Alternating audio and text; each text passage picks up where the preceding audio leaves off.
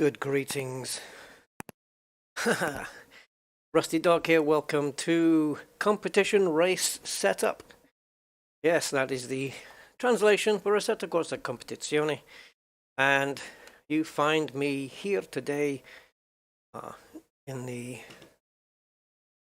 Well, look, we're looking at the Porsche that I designed yesterday. I designed the livery.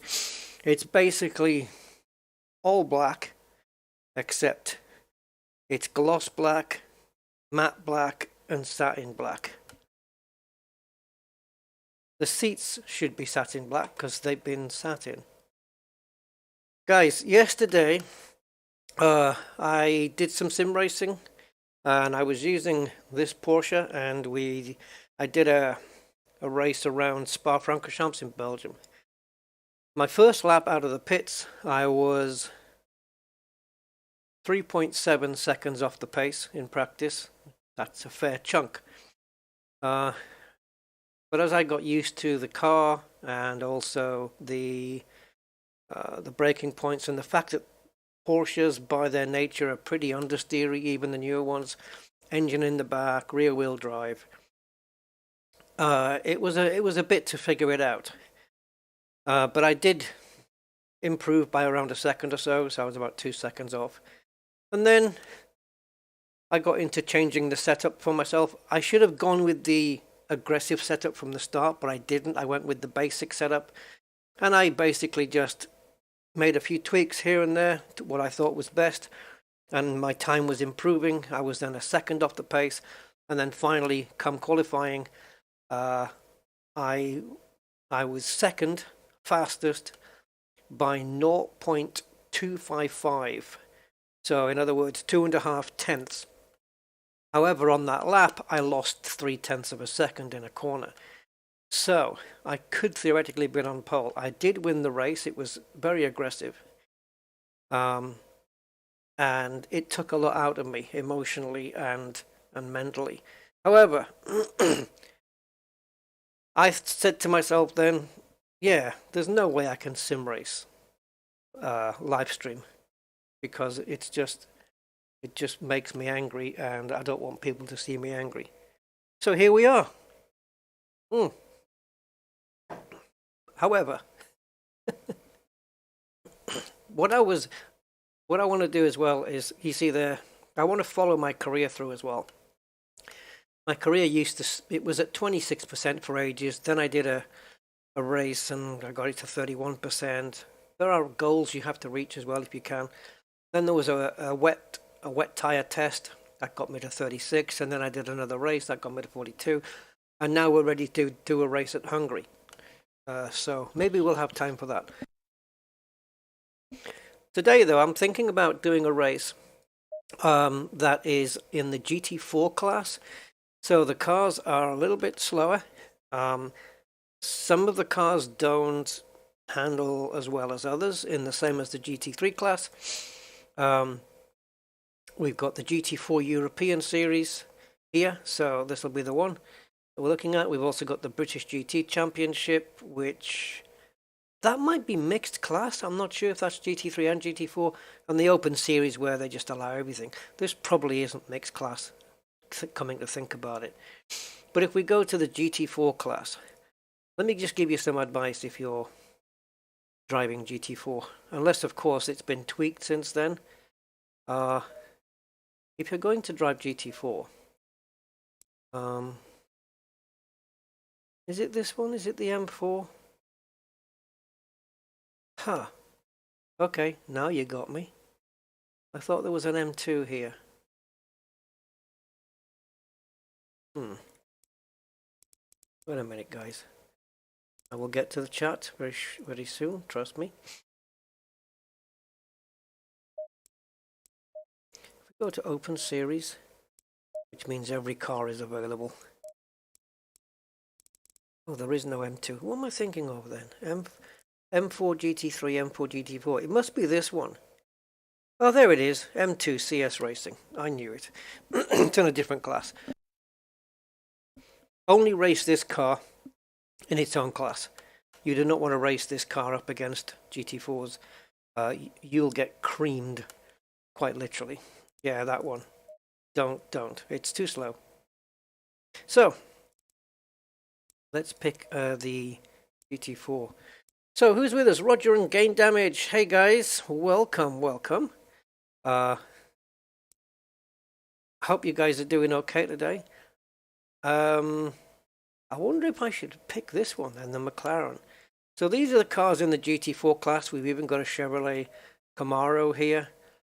That's a big bulky car, isn't it? It's like the Bentley almost, you know, just big and bulky. Then we have a V8 Aston Martin, little fastback looking thing. That's nice. That's nice. Maserati Gran Turismo.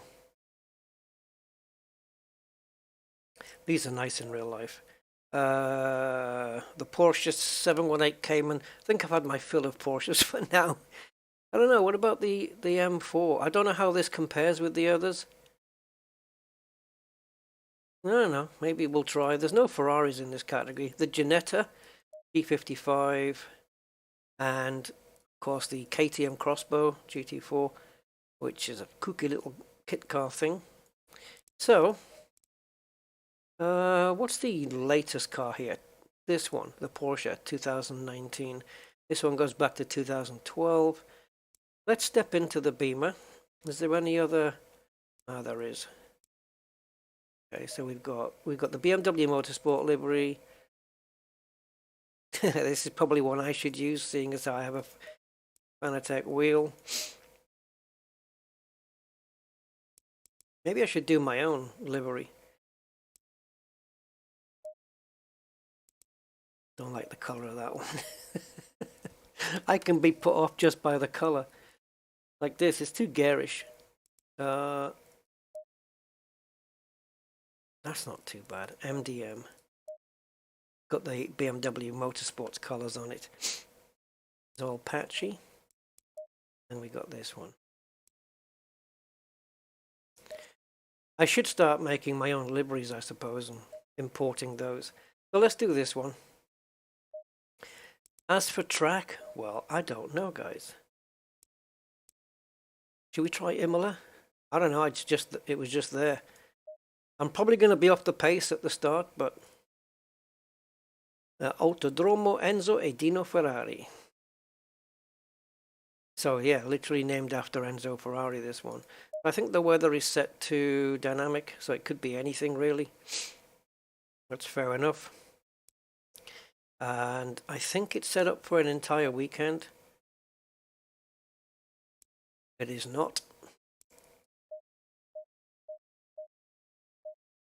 Okay, so I want the first practice session to be an hour at 10 o'clock in the morning. Let's do 9, usually about right.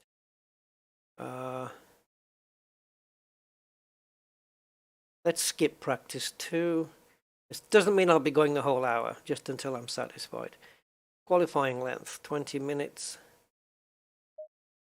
Oh, what happened there? Looks like 20 minutes is the max. Okay. And that starts at 2 o'clock, and then the race would start. Yeah, I know, the race only 20 minutes as well. Can we go 30? That can start also at 1 p.m. the next day. It's not on the same day as quali. Race refueling disabled. No mandatory pit stop. Although, let's do a pit stop. Window length for 10 minutes. Tire sets unlimited. Start position is qualify. So we've got a 10-minute pit window. That is the smallest I can do. So we're going to have to pit at some point, which means checking something in the setup is going to be crucial. Right, guys, let's go. Raptilos! Hey, Raptilos07! How are you doing?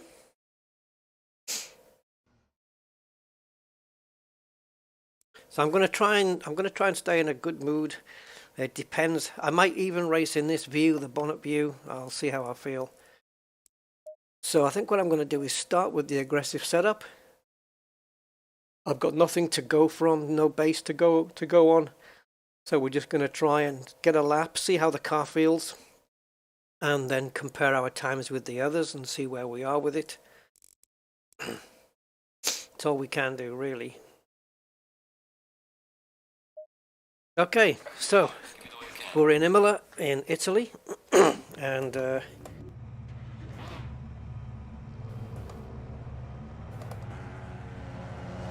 normally would race from this point of view, but it depends. Right, I've noticed the traction control is set to 1. That's pretty low, but we're going to leave it as it is because it's aggressive. Oh, this thing sounds a bit hooverish. Okay, let me know if the game sound is too low or my voice is too high or any of that stuff. Hello, freaky deaky dude. How you doing? Happy New Year, matey.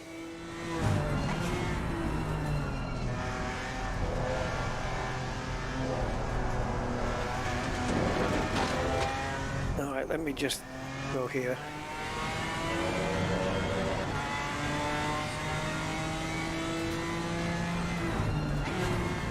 I'll tell you what, the gearing, the engine sound, it won't even let me shift down into second gear there.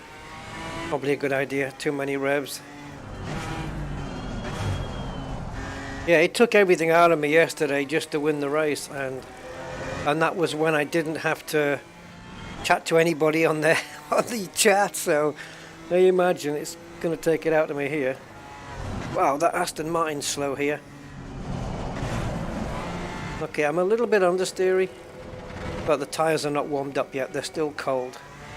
Second gear's all but useless.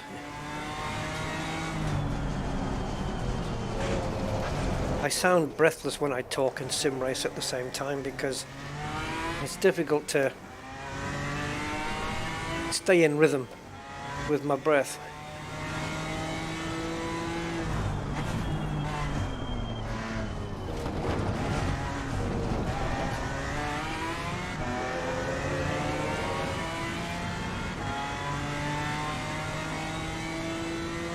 Yeah, things are usual with me, freaky, you know. We need second here, thank you.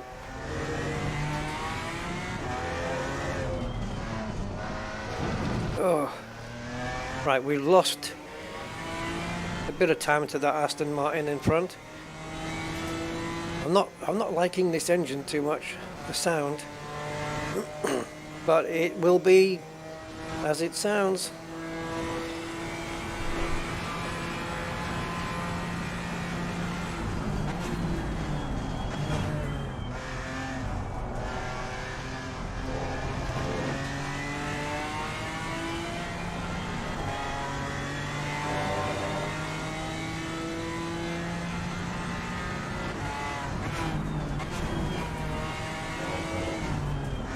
I wonder if we could race without traction control at all.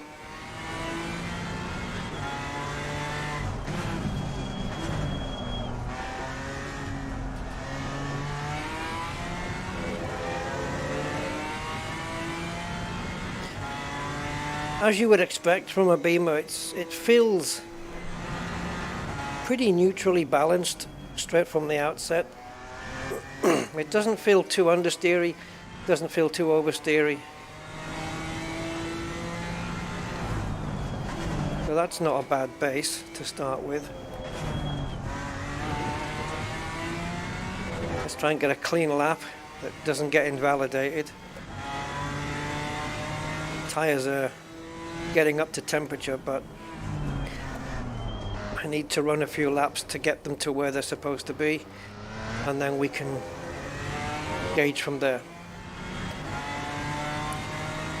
I think that Aston's pulled out a bit more of a gap.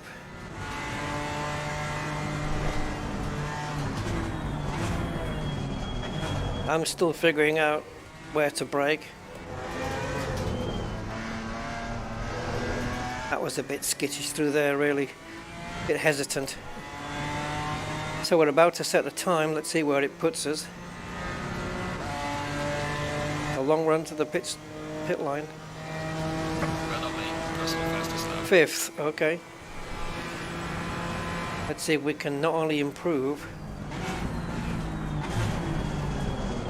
But oh, I love the way it slided. Yeah, nice one, Rusty. Slid into the corner there.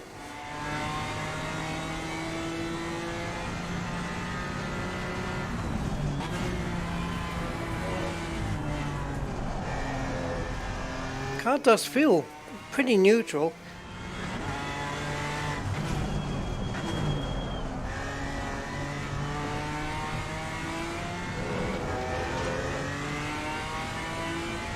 So far we've got nearly half a second up, but I didn't shift properly there because I was too busy muting the microphone so I could cough. Well, clear my throat. I had to clear my throat there. That third gear helps the back end kick round. We're losing time, eh?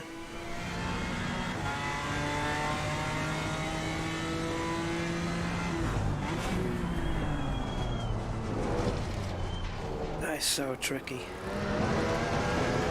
I had a real race driver show me how to take that corner properly. Paid off. I'm now 0.6.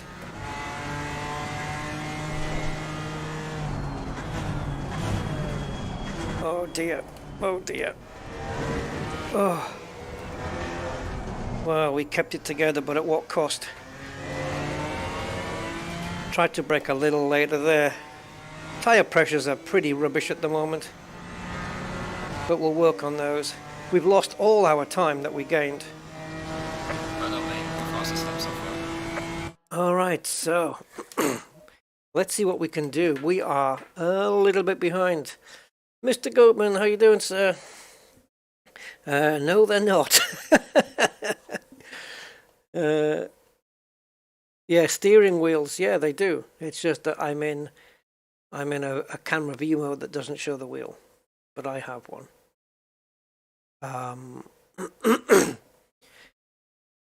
You're going to hear me clear my throat. I can't mute the mic every time when I'm on track, because I might miss a downshift. Yeah, this view doesn't show the wheel. I'd have to be in a different camera view for that one. So we are 1.2 seconds off the pace. Okay, I'm not going to panic. 1.2 seconds we have to find. So, first thing, tire temperatures. The PSI hot, we only did a couple of hot laps, so we probably didn't get the tires up to full temperature, but let's work off this anyway. So the ideal PSI really is around 27.6 that we want. So we are 1.3 PSI off that. So we're going to increase this by 1.3, which will take this to 22.9. And we're going to be adjusting these throughout practice and maybe even qualifying. And also the fuel pressures will change based on fuel load. So if we take some fuel out, which we're running on a full tank at the moment, if we take fuel out, that's less weight and the tires don't have to cope with so much weight, so of course it's going to make a difference as well. So here we want 1.2, so 22.6. And here we need 1.5, so 22.7. This is probably going to turn out to be a little bit high for now. We will see. We'll see how it goes. We may have to put more in, I don't know. I would say maybe just drop it a bit less later. Or maybe if we take fuel out, we're going to have to put some more pressure on, because maybe they won't be heating up as much. So 1.6 required here, right? 1.5, sorry. 22.9 here then. Now, I am going to, now that we've done a couple of laps, we've got roughly around, let's say, 2.5 litres of fuel per lap. Now, I do have half a tank, which is a lot for this practice session.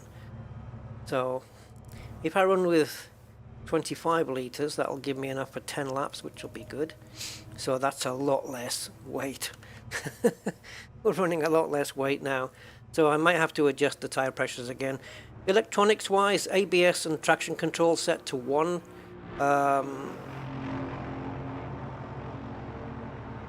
Yeah, the less traction the less this number is, the less traction control is being issued in.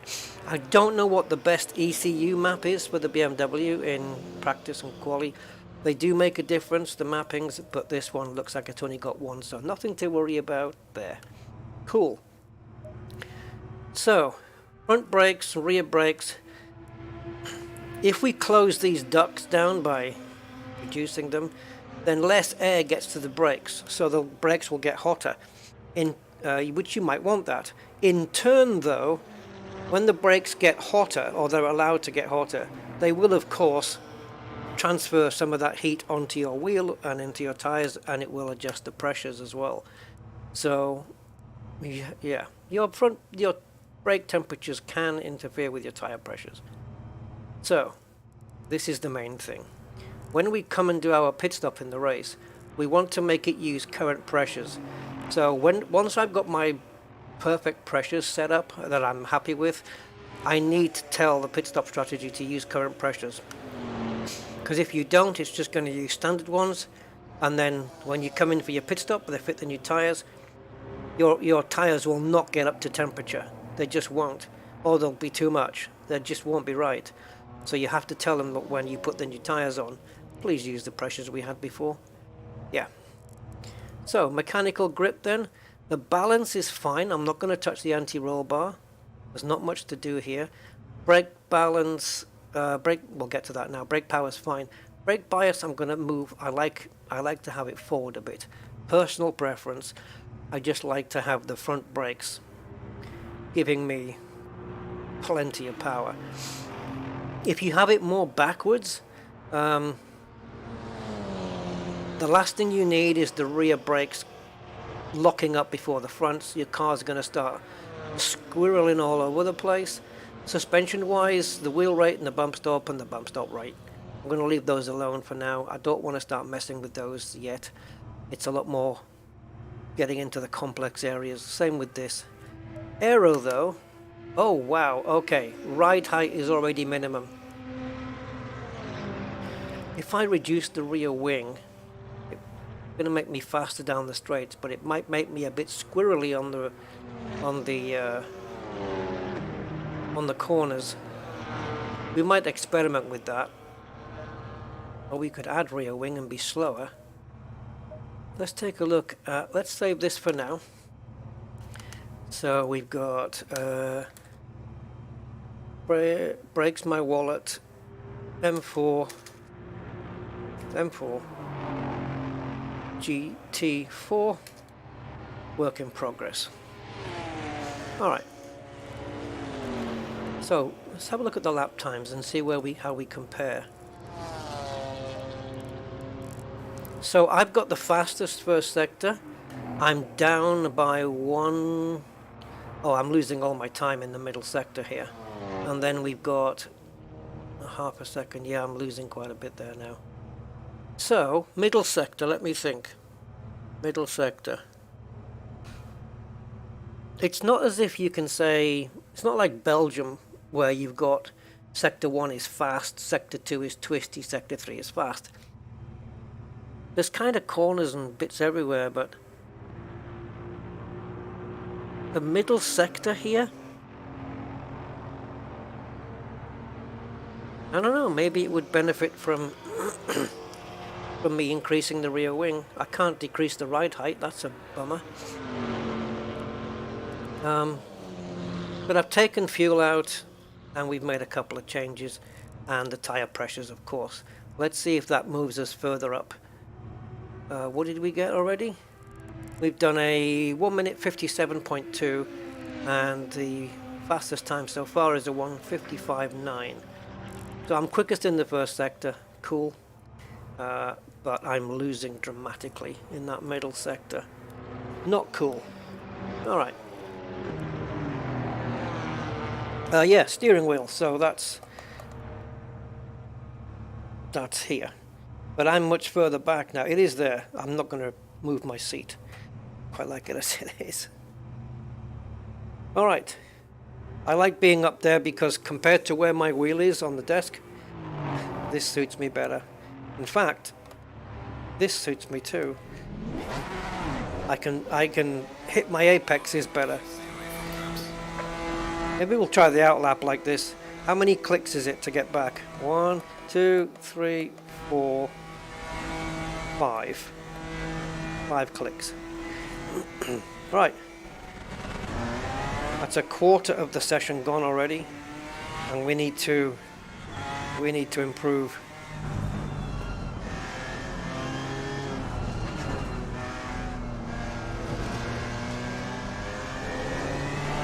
Woo, squirrely. Okay, we've got cold tires, so I'm gonna put that down as the reason. I haven't really made any major changes other than taking the fuel out and changing the tire pressures.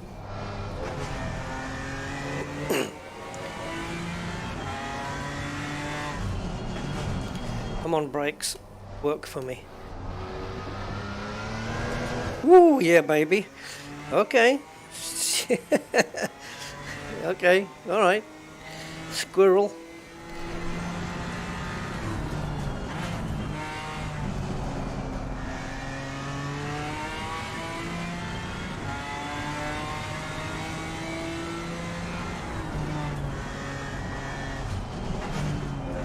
So, stay in fourth gear there, right? You see, I was shifting down to third there, but to be fair, I was on more fuel, so I had a lot heavier car. So even just having a lighter car now changes gear shifts in certain corners. Of course, because the car is lighter, you can upshift quicker. Sooner, sorry. Not the right word. Oh, are we going to make this? No. Funny, because I braked at the same point. My tyres are not even up to temp yet. We're looking for 27.6, give or take a point. Right, let's see where we are. Maybe I should get back in the cockpit mode, eh? I'll try a lap on this camera view and see how I go, but... Oh, I do have a 6th gear. Yeah, I was just testing, did I have a 6? And I did. Bad test.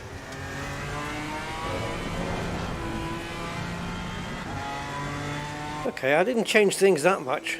Come on, car.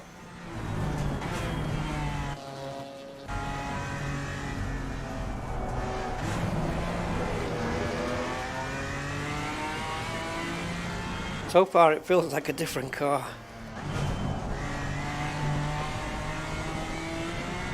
Mind you, when you're lying down on the bonnet, I suppose it would, right? Bramley House is in the house.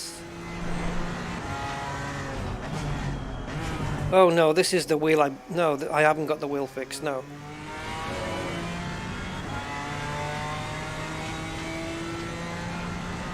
No, it's still in pieces on the floor.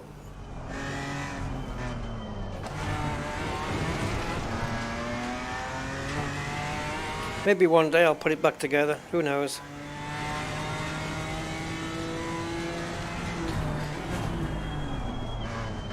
I'm going to have to be in a very special and tolerant mood for it.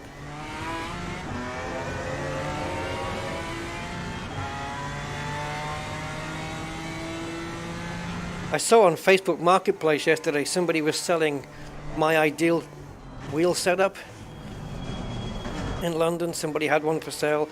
They had the base I wanted, the wheel I wanted. Way off my budget, man. I mean, it was all new, boxed, and unlike Fanatec, it was there in stock. But 950 quid's 950 bloody quid. So, yeah, it'll have to remain a pipe dream. Right, we need to get that delta time. Well, something went wrong there. I don't know. Did you hear something? Was it just me? Did I hear something that wasn't there? I heard a funny sound from the engine, and it felt like we were going really slow. But I'm looking at the throttle input and the brake input, and it all seems... No, it seems good. What the hell was that then? It's like the car was slowing down and I hadn't even pressed the brake pedal. Okay, we continue.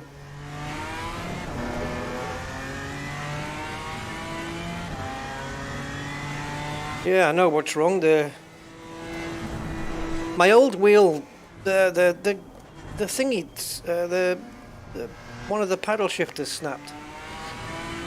I glued it back together and now the whole wheel won't go back together again. It's all skew-if and out of alignment for no reason. So...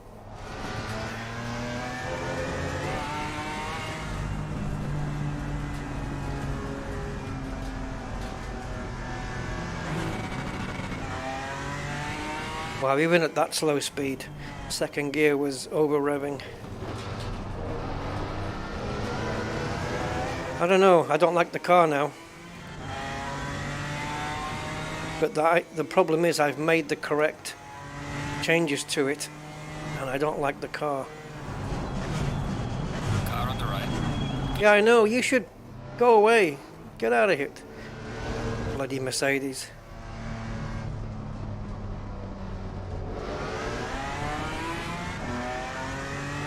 Oh great, now I've got another car behind me.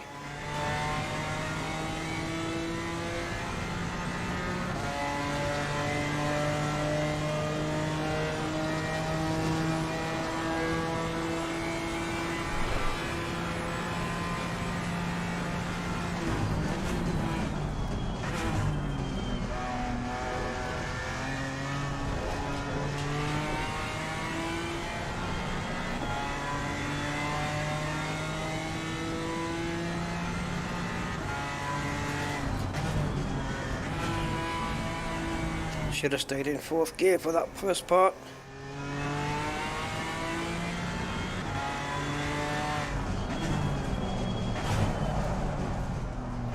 And we went wide and probably lost all the time that we gained. Yep. Lost a tenth and a half, 2/10 there maybe. It was certainly one of the two.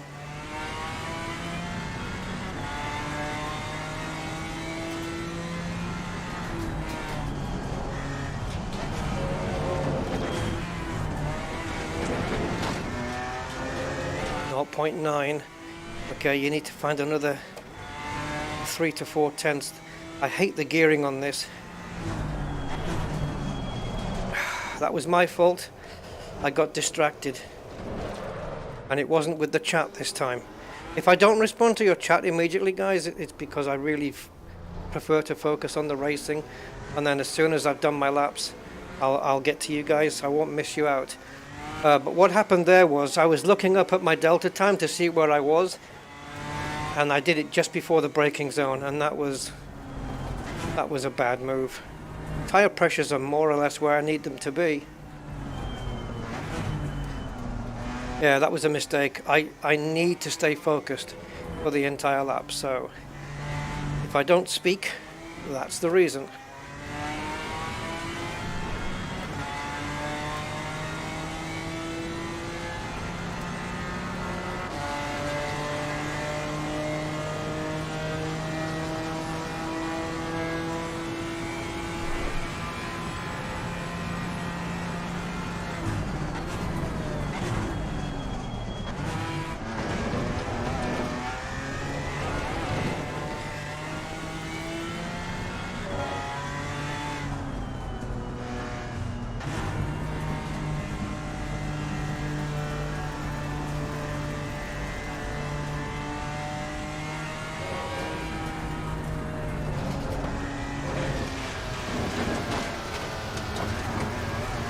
It's starting to go wrong, isn't it? If I have to do a second practice session, I will. I don't mind. I don't mind using up 2 hours to do that. I just want it to be... I want to have a fair session where I get a fair crack of the whip. And so far I'm not getting that.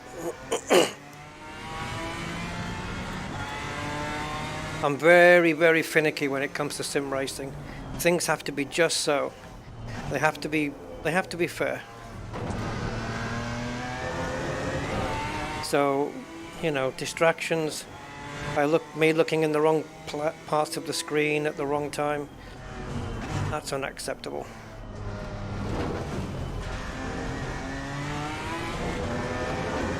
So by me driving slow here now, we're losing tire pressure.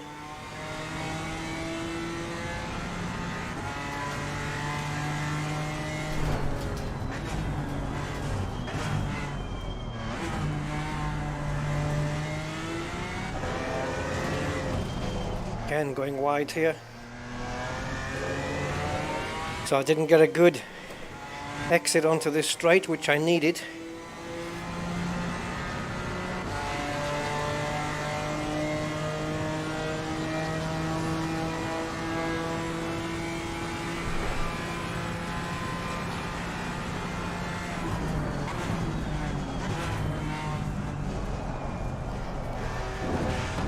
It seems like I can't be as quick. Fuck.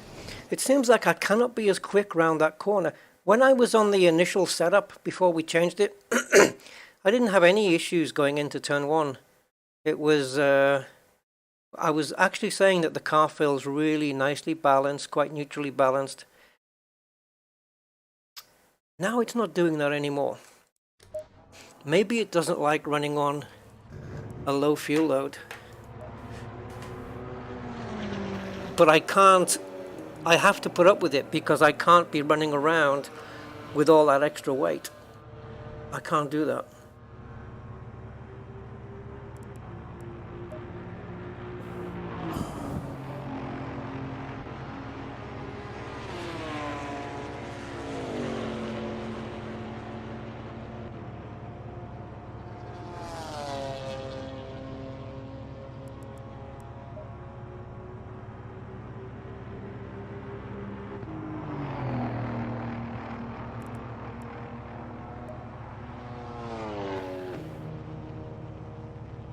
What did it just do in that corner? Well, it understeered initially, which put me over the bumpy curbs, which meant that on the exit of the next corner, the car oversteered off. I wonder if I should increase the rebound a little here. Oh, it's too sensitive, isn't it? You see how quick it jumped up to 2 with just a tiny mouse click? See here, it's unlike the GT3 cars, it doesn't show you your front rear aero balance or ride height, aero balance. You don't get it shown here because these cars, I don't know, they don't have it. Well, this car doesn't have it. Brake ducts.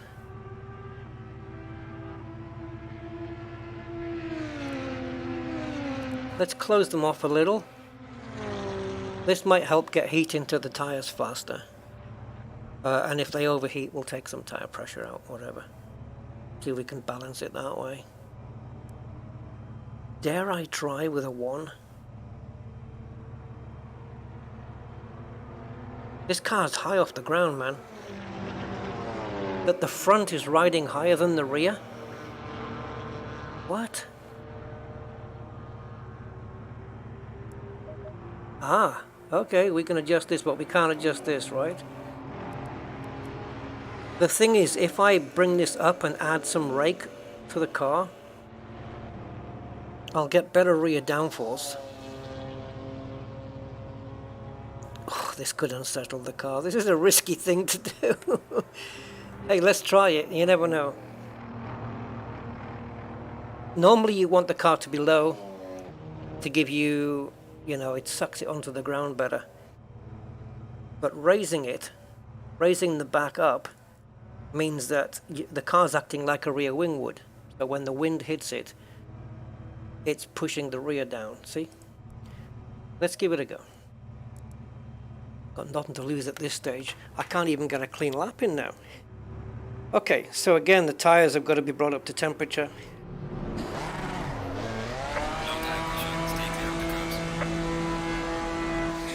Nah, I fix it.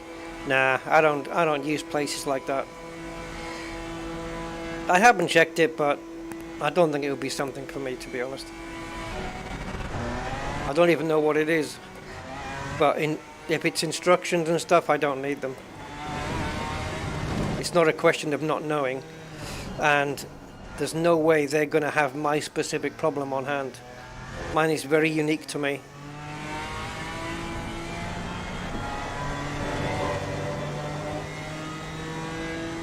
Okay, so we've done a big change there, raising that rear ride height. But if it keeps the rear end a bit more planted... Oh, fudge-a-rama. Wow! I know we're on cold tyres, but okay, I'm just going to increase the traction control until the tyres warm up at least. See if that makes a difference. It's unbelievable how much I'm struggling now compared to before.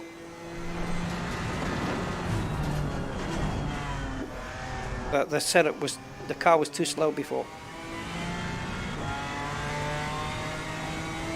Fast and stable is difficult. But that's where all the sweet spots are. And I don't know why the track designers or the race organizers or whatever, FIA probably decided that so many sausage curbs should be put on this track. It's got a ridiculous amount. I think they cause accidents. They cause damage to the cars, and they can cause an accident, you know? They're not a safety feature. All they're there for is to stop drivers from abusing the corners. But that's what the friggin' rules are for. You know? Penalise the drivers. Don't put bloody safety harming curbs in the way. It's the same in F1. It's ridiculous. They should get rid of them.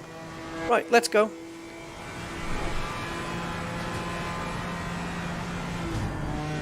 I'm braking really early there. See? See, it upsets the car, and then you can't push. Already half a second down, so there is really no point in doing the lap. Because I need to gain 1.3, maybe even more now, 1.37. Let's call it 1.4 to be accurate. 1.4 seconds I need to find. And if you're half a second down, suddenly now you're needing 1.9 seconds. And all I've just done there is made an impossible task even more impossible. So there's no point. Just abort the lap, cool your tires down, and try again later. The car's turning in.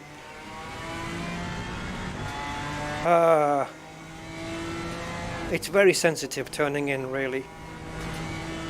Maybe I can alter the steering ratio so it's not so much. I don't know which way to alter it though, but I'll find out.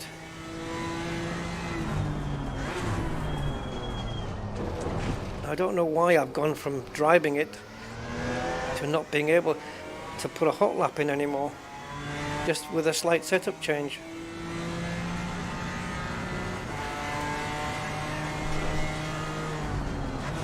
Right, focus. I can't focus, I can't drive. Like everybody else.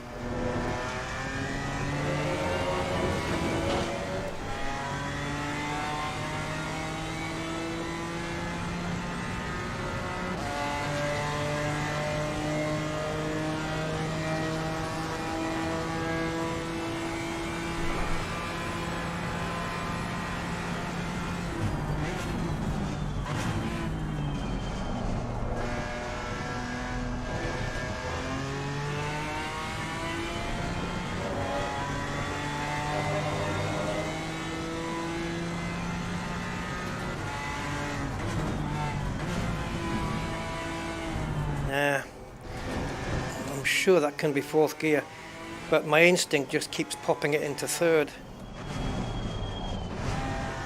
And maybe this is third as well.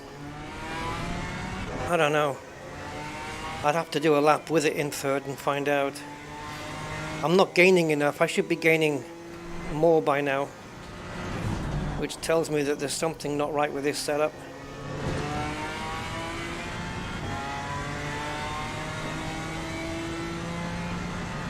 Although I was already quick in Sector 1 anyway, so it's here where I need to gain it. And I was gaining time in Sector 2 until I invalidated the lap.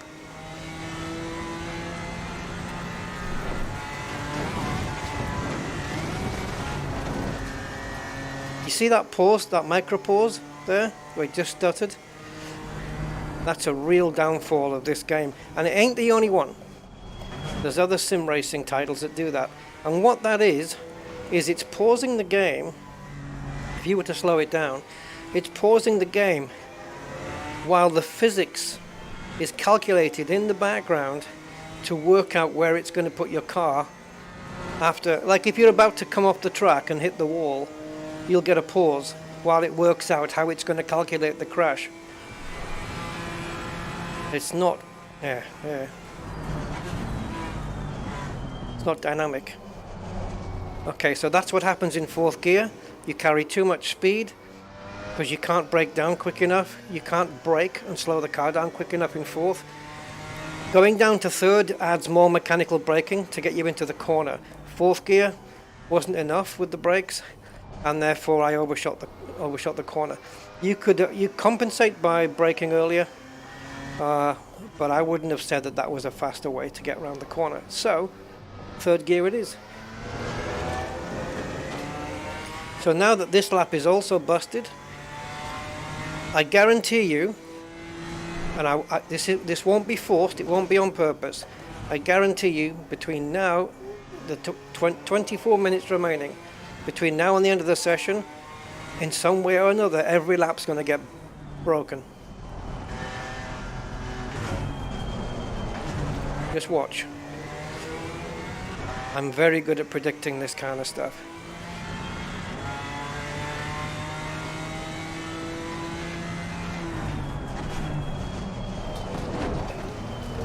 Is my brake pedal working? It is. It's kind of hesitant though. It gets to us. You watch the brake. If you watch at the bottom, the very bottom right. I don't know why the mapping is flashing, but if you watch the bottom, it's smooth up to a point, and then it just stops, and then I have to go so much harder just to get that last amount of pressure on. That's not very linear. I don't know why it's doing that. Yesterday I was having issues with my steering. It looked fine on the car, but in the control config, the steering wasn't smooth. It was jittery. I'm not slowing down, guys. Are the brakes getting too hot? Nope. I don't know. Brake temperatures look fine. Isn't it amazing? I've not had a single valid lap since we changed the setup. Wow. Okay.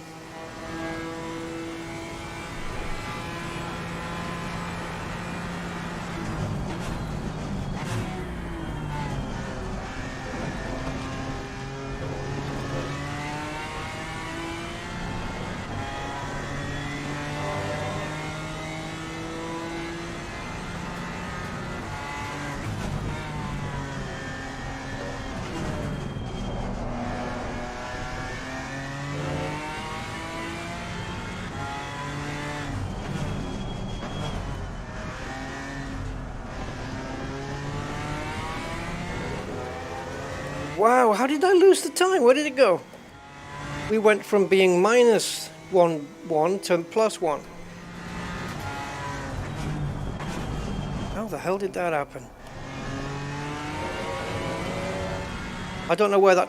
Normally if I lose 0.2 of a second on a part of a circuit or on a corner, I can feel it. I can tell. I didn't tell anything there at all. You can feel when you're racing, losing time. You can sense it. At least I can. I can say, oh, I lost 0.2 in that corner, and I look at the time, and I've lost 0.2 in that corner. It's just something you learn when you sim race a lot.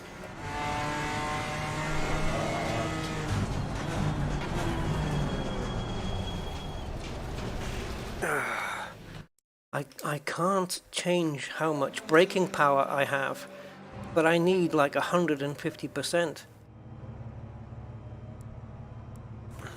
Wow. This is seriously not working.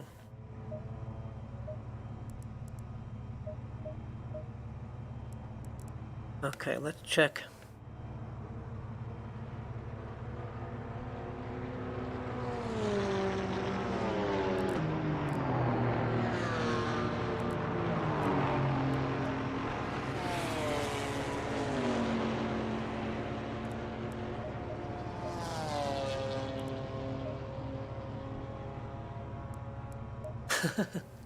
Yesterday when I changed setups and changed setups and changed setups again, I was improving all the time. So I had a bit of confidence in my ability to, you know, get through these setups. But now I'm not so sure I can do this.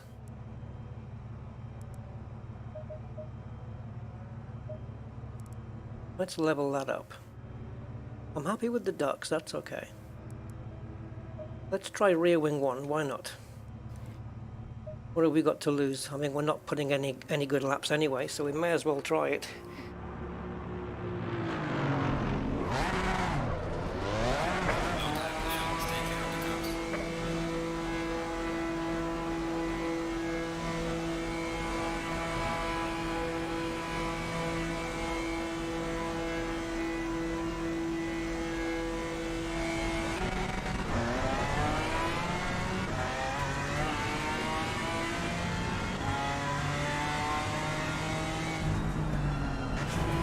Car on the left. Clear on the left.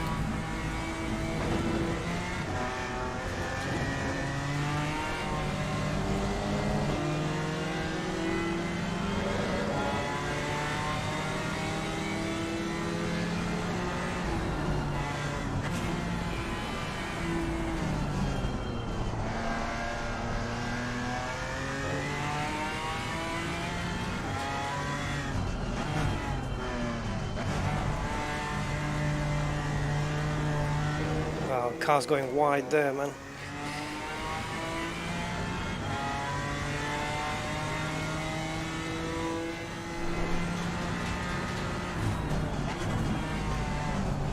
Come on, I'm trying to coast it round, you know, just...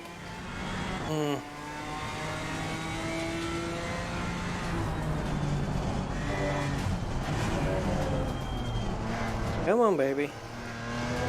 Come on, baby. She's a fickle one, this one. Probably not the easiest car to drive either. I'm sure the McLaren... Okay, I want to see that. I want to see that. I want to show me what you just did. Because you've done that to me twice now.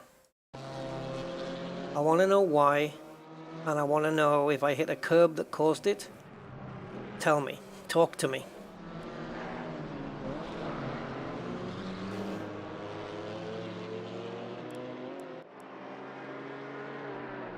Okay, so we're running up the hill. Okay. First mistake. Go back.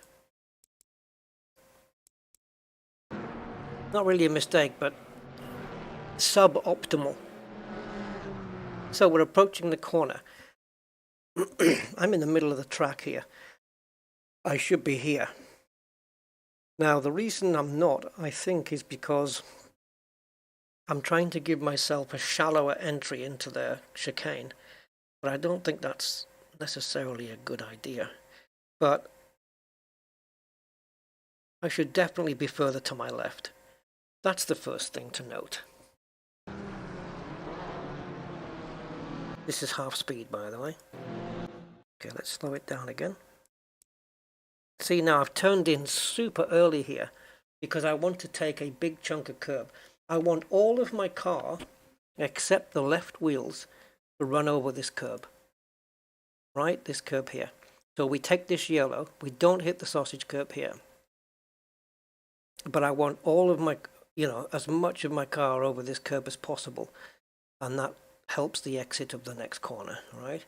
You don't want to be going in like this guy, where he's gone round, because that's just going to tighten this next corner up, and you don't want that. So let's see how good we're positioned here. It's okay.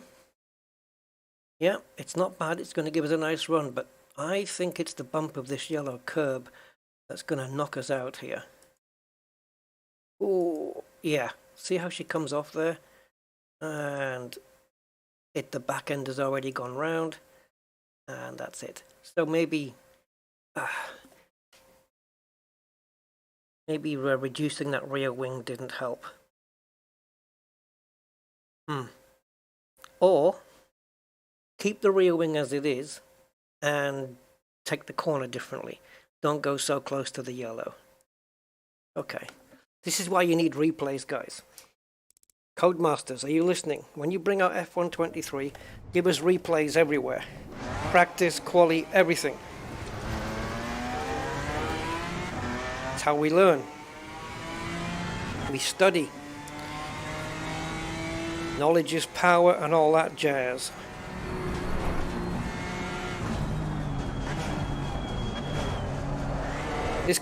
I'll tell you what, that rear wing is causing problems. This car does not want to slow down. I'm going to have to just maybe try and adapt and brake earlier than I'd think. It doesn't want to slow down for the corners, it's a bugger. Right, okay, let's go again.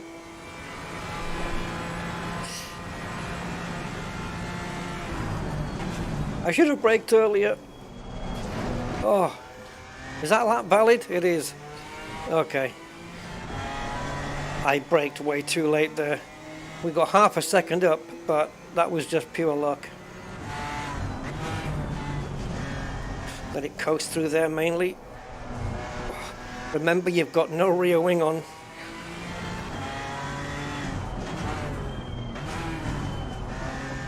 Go easy on the throttle, on the exit. That's it, go, go, go. When you do floor it though, it doesn't have to ping the background.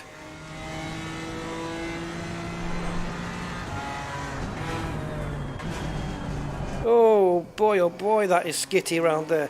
If that was a real car, that'd be frightening to go around there like that. Don't go into the thing, you bastard. It's so easily upset now. Like me.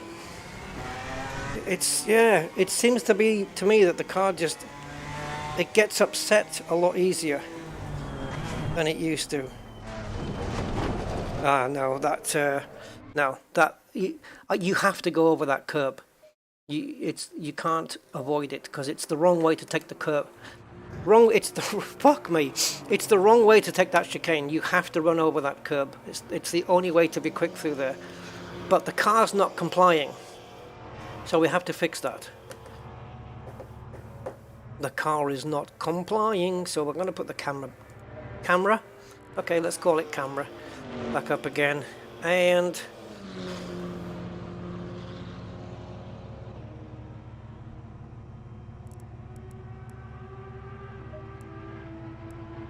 no, I have to look at the documentation to find out which brake set is the right one. And I can't be bothered to look for it. But there is a document that tells you for every car which set of brake pads, because some of them are for qualifying, some of them are for practice.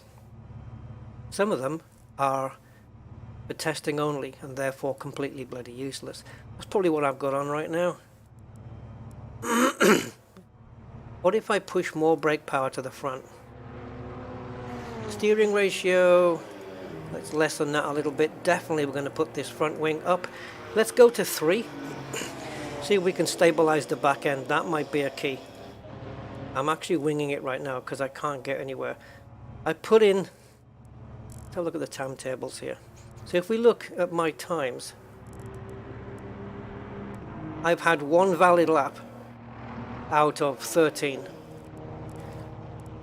And I've got 14 minutes to go. And I did say that I will not be able to get a valid lap in the 24 minutes that were remaining.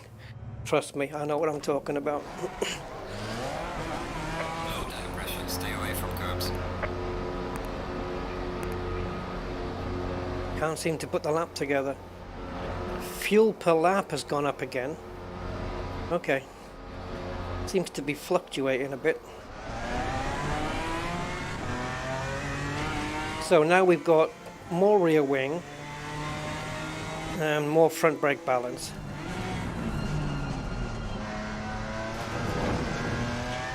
I didn't do anything to help the car handle the bumps though. Yeah. But it was handling it before. You know, on the first run we had, the car was handling it pretty well.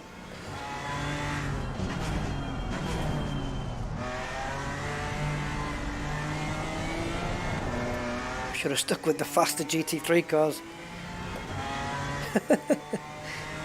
I don't know.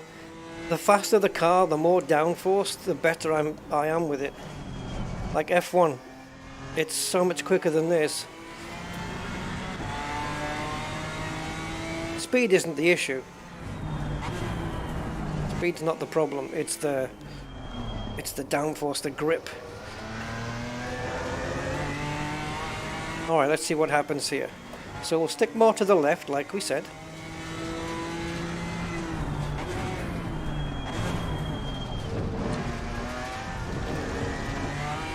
I took a lot out of the second part of the chicane there. I run over so much curb in the second part, more than I should, more than I want to.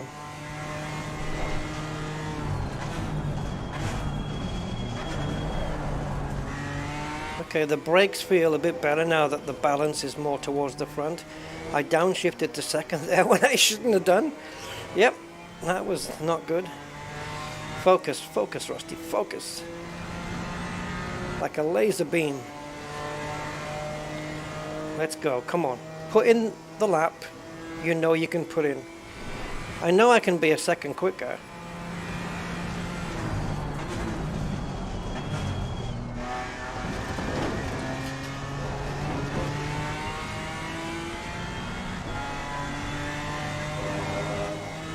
Okay, that's all right.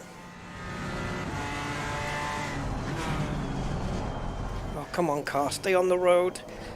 That's the only problem I have with it, trying to keep it on the track.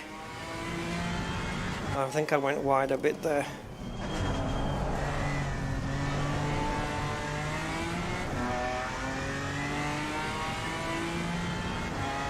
Come on, darling. Prove me wrong, put a clean lap in.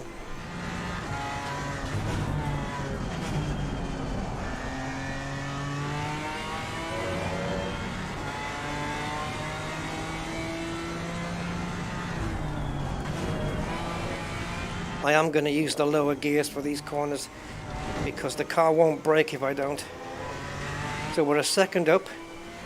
We need to find another 4/10.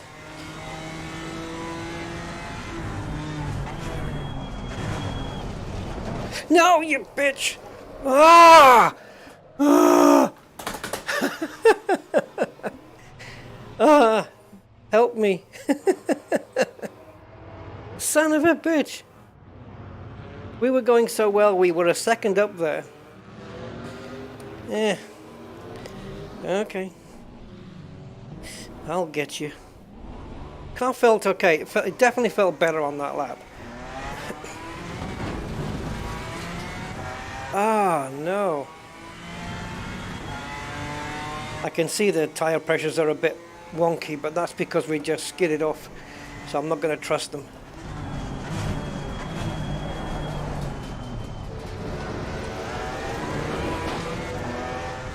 Ay, Jesus, right.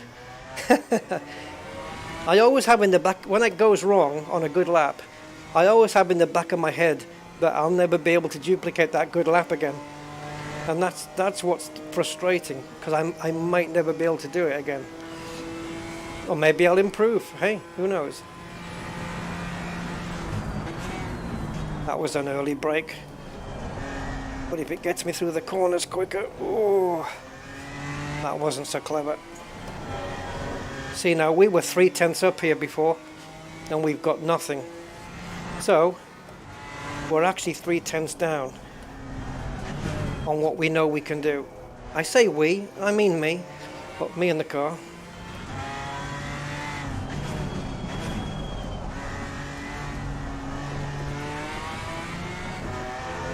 So whatever time we put in here, if we put in a time, it's going to be 3/10 slower than what we know, at least.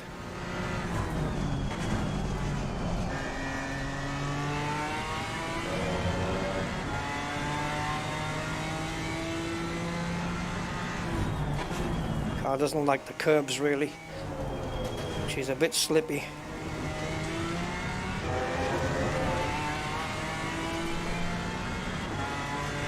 Yeah, we could have been on such a good time here.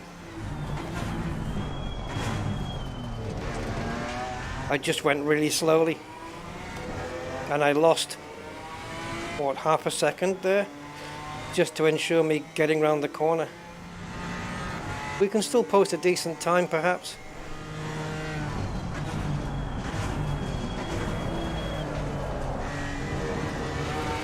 I don't understand why the car can't brake there. I know it's downhill, but still, it's no excuse. Lap's invalidated anyway, so this time won't count. Yeah, I do have the pace to be quickest. I just can't get the lap together.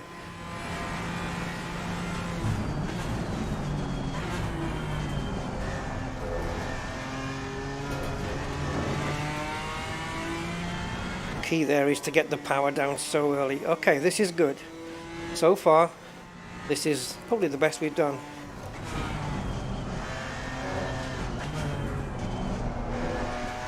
Really want to hook those corners up.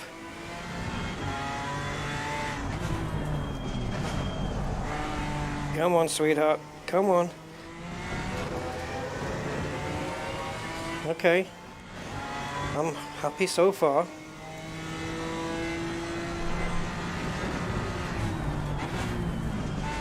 Hook the apex. That's it. Could have done that better. The time is there though.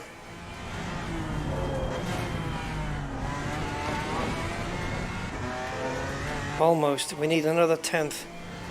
Don't mess this chicane up.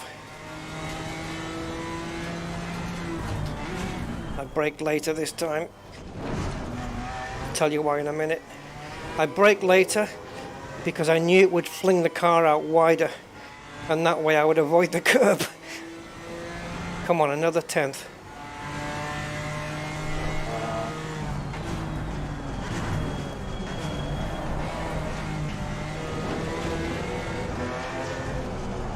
I need to brake so early for that corner. If we don't lose any more time, we're going to be quickest. That was a scruffy lap though at the end. Oh Jesus, I told you we had it. Yeah, by a 10th of a second. 95 hundredths of a second. Sorry, that's incorrect. 95 thousandths of a second off pole. No, on pole. On pole by 95 thousandths of a second. Yes. That was a scruffy last lap though, look. I'm 4/10 down in the middle. I'm 3/10 down, so I'm losing 7/10 here, but gaining 7/10 here. Which means I need a car that performs a bit better on the twisty bits, because all the time I'm gaining in Sector 1, I'm losing in 2 and 3. And if I don't do a good Sector 1, I'm going to be screwed for 2 and 3. So adding on more downforce is, with a car that doesn't have wings, is well, it doesn't have a front splitter. It won't let me adjust that.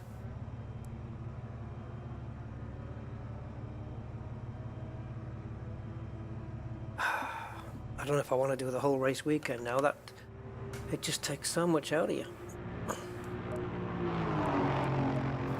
So in the setup then, temperatures on the front. Let's just make a couple of adjustments there. Because the lap was clean, so we can probably go with these.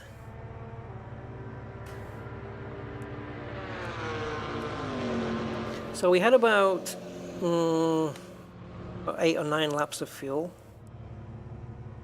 I don't know how many we'll do in the race.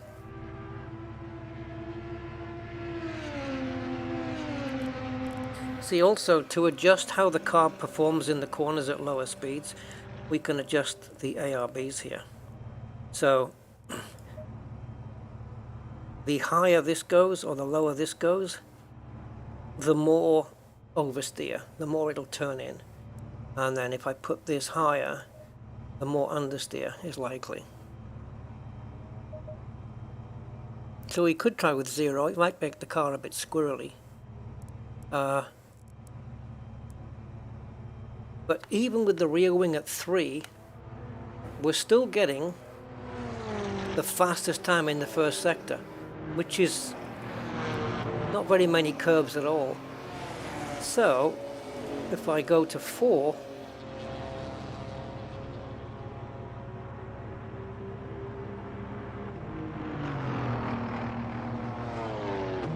that's going to push the rear of the car down even more. So should the rear ride height then be raised to compensate? Maybe. It's fine margins though.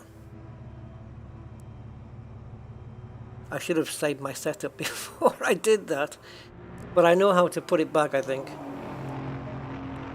We've got 2 minutes. Oh, we haven't got enough time to do another one. Okay. So by the time I leave the pits, there's not enough time left to do the lap. So what we'll do is we'll save this setup,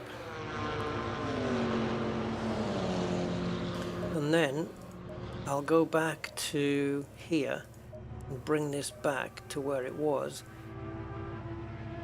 and then because I think they'll use this setup again for the next session. So 83.3 we've got on that side, and then the anti-roll bar, I didn't touch it. That's all right. I'm going to go with a bit more on that front there. I don't want to go too far. 55 I think will be my max on that one. Tire pressures I'm happy with. And let's save this out as... Whoops. WIP for me means well I can practice.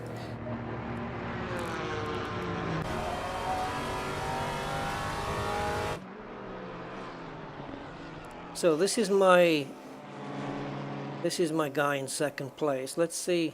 But look at the gap between this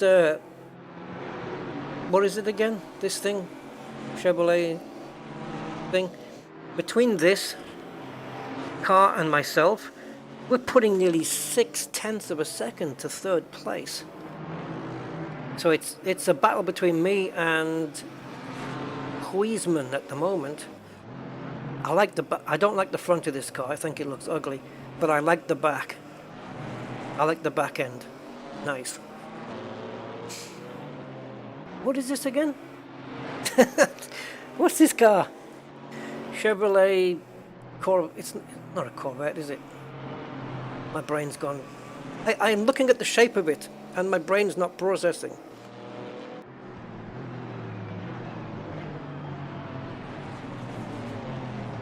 Yeah, I don't know. It's like, here's something you recognize, but you won't know what it is. He's in traffic. There's no way he's going to improve. And if he is, he has to do it on this lap, unless he's going to pit now. But because the clock stopped.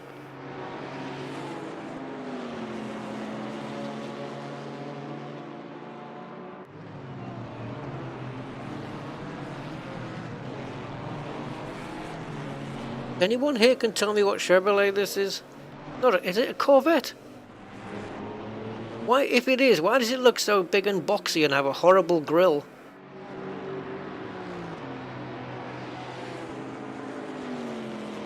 Just the back end looks similarish. Can't be. Doesn't look like a Corvette to me, but it's the only thing I can think of.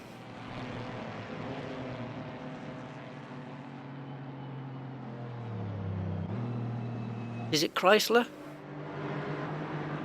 I don't know. Chrysler or Chevrolet. Chevrolet. I don't know, guys. My brain's fried. Okay, so he's got checkered flag, so he's not going to improve. So yeah, we got the fastest time, but by less than 1/10 of a second.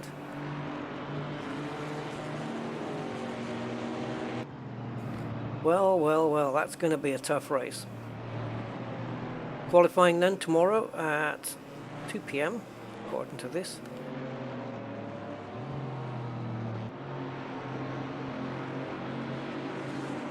And that session was twice as long as the race.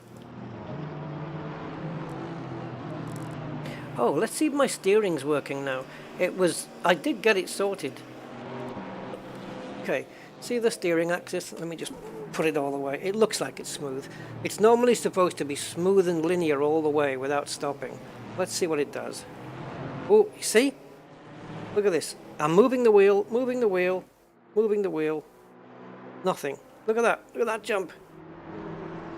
Now, you know, that's how it should be all the way. Look, jump, jump. Is that because we're in session and the physics? I don't know. CPU. Look at that. How weird is that? If I set it up again.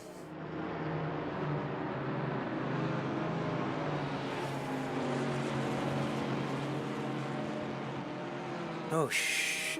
I've got no steering now. Yep, that's going to work for me.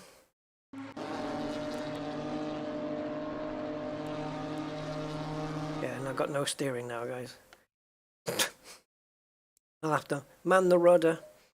Okay, let's go into control, see if we can set this up again. Okay, it has it down. You see how jerky that? Look, I'm moving the wheel. Backwards, back, back. Now it's smooth, but as we get to the middle, it just stops. And then, what the hell is that? Is that my wheel that's at fault? Or is it?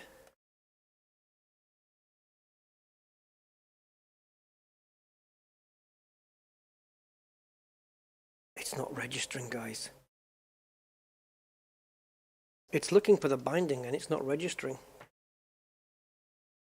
What the hell?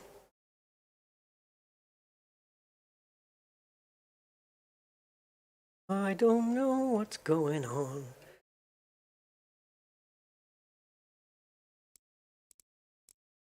You see what I mean? Like throttle. Lovely. Smooth. Brakes, as you can see, there's a slight dead zone in case I rest my foot on the brake. Cool. Clutch, I don't think I have got that set up.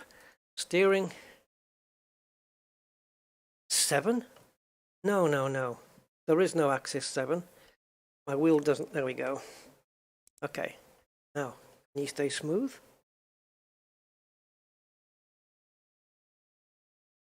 Well, it's better.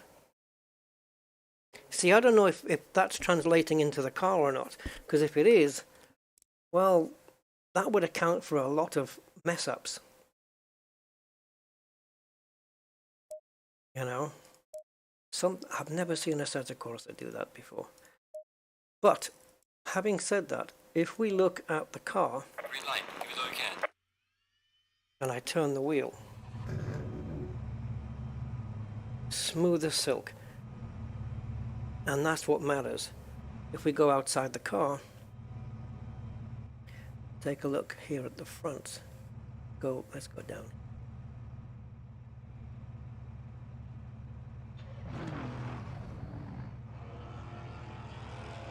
That's all the steering lock we have, but my steering wheel goes at least another half a turn.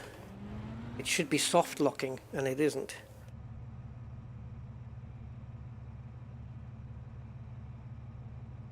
That's lovely, but that's fine. That's fine. I think hopefully it's just in the control section that it's kind of messed up. You emerged on my computer. Yes.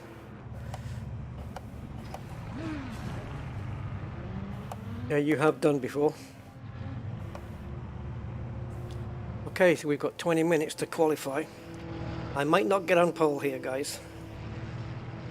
Let me just make sure we have the right setup in place. Not that I don't trust it, it's just that I don't trust it.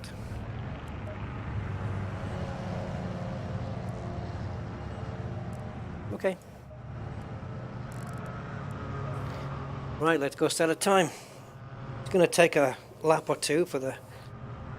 It might not be on the first hot lap that we set a time. We might have to do it on the second one because the tyres are going to take a little bit longer to warm. Oh, we're qualifying, aren't we?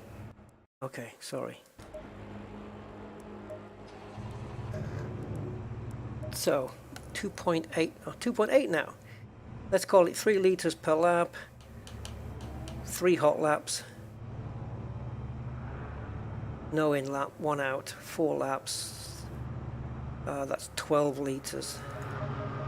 I'll stick 13 in, and we'll do a low fuel run. Oh, joy of joys!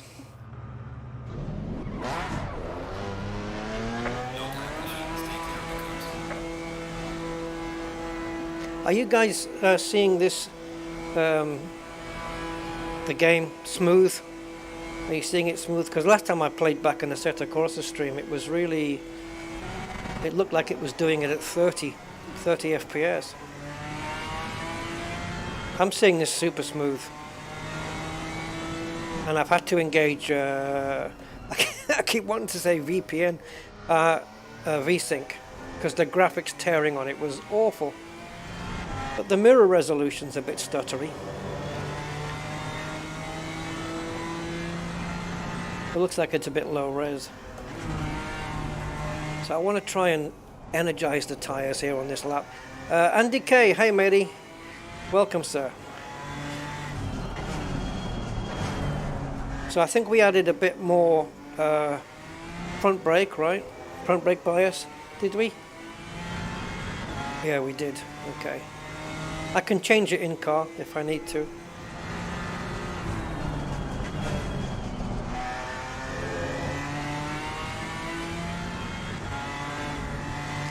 Thank you, Freaky. Good to know. Yeah, I'm downshifting so early there. I'm not pushing 100% here at all. Just want to get some energy into these tyres. They will not be up to temperature by the time we start the first hot lap.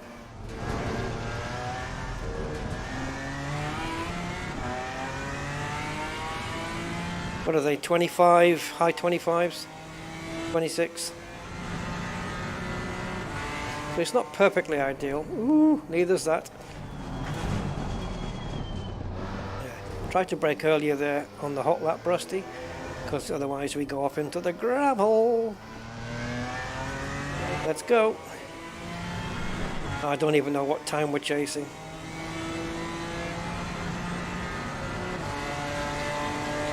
Hi Nemesis, I'll catch your message in a sec.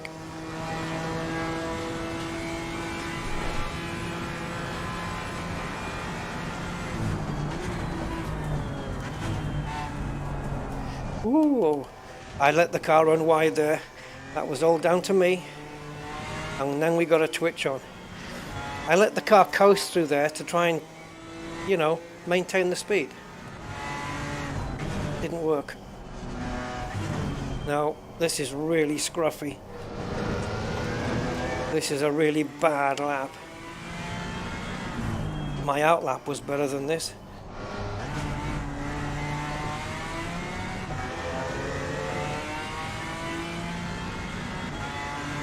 Let's call it a banker lap then, just to get one on the board, assuming we can stay on the track.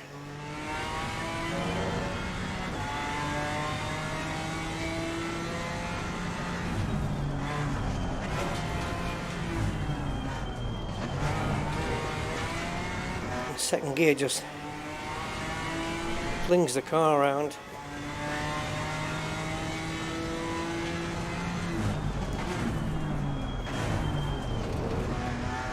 Yeah, I'm just making sure when I hit that curb, I've got no pedals pressed at all. No brakes, no throttle, nothing. And just let it ride over it.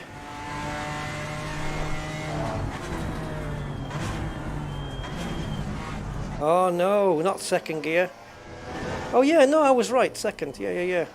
Sorry, getting my corners mixed up. Well, this is going to be a really bad lap.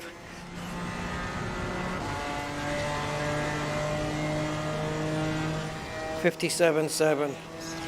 Yikes. We need to be a slightly bit quicker. Okay, that was a nice entry. Okay, the second corner, First and third corners was okay. Yep, all good. Tire pressures are perfect.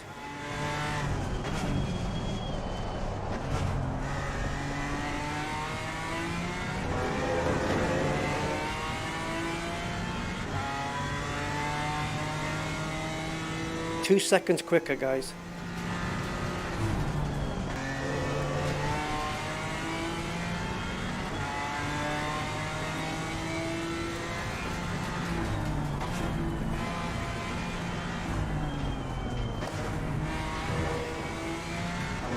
Second gear is pretty useless there, but I have to do it.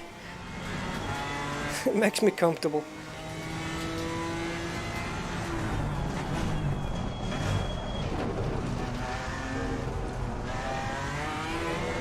Don't want to go off on the exit there. Got to be so careful, so probably lose a bit of time doing that.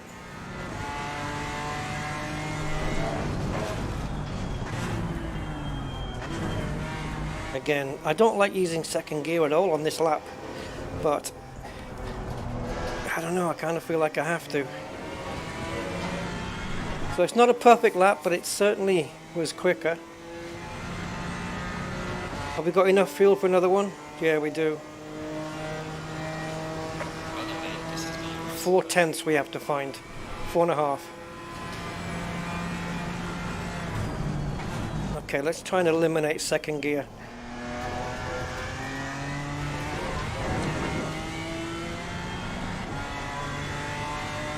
So, third gear minimum. Unless, of course, I get into an emergency and I need to slow the car down. Here, second may be required, but we'll go without it.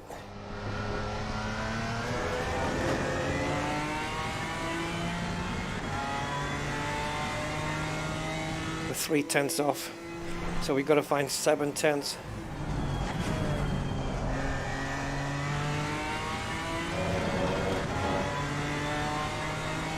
I've gained it all back.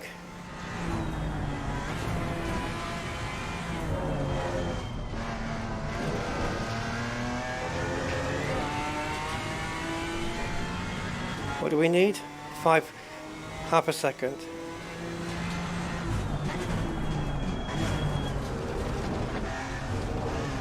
Oh, that was all right.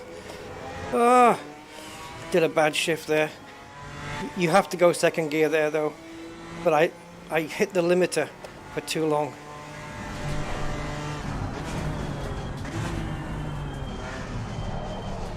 Come on, baby.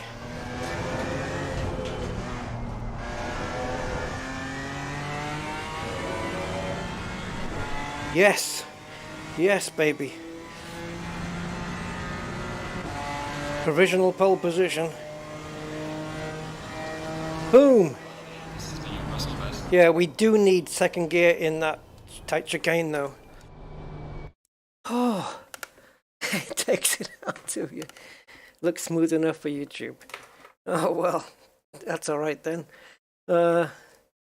Yeah, wow. That was about as good a lap as I'm going to do. to be fair. And again, I could replay it and point out, this is wrong, that's wrong, I should have been here, I should have been there. Anyway, here's our fastest lap. Let's point out all the mistakes. Oh, Project Cars isn't even on the same level as this though. But yeah, they are unforgiving. Oh, that was, see now that was sweet. That's how you take the corner right there. You only go back 5 seconds unless you're super accurate with this.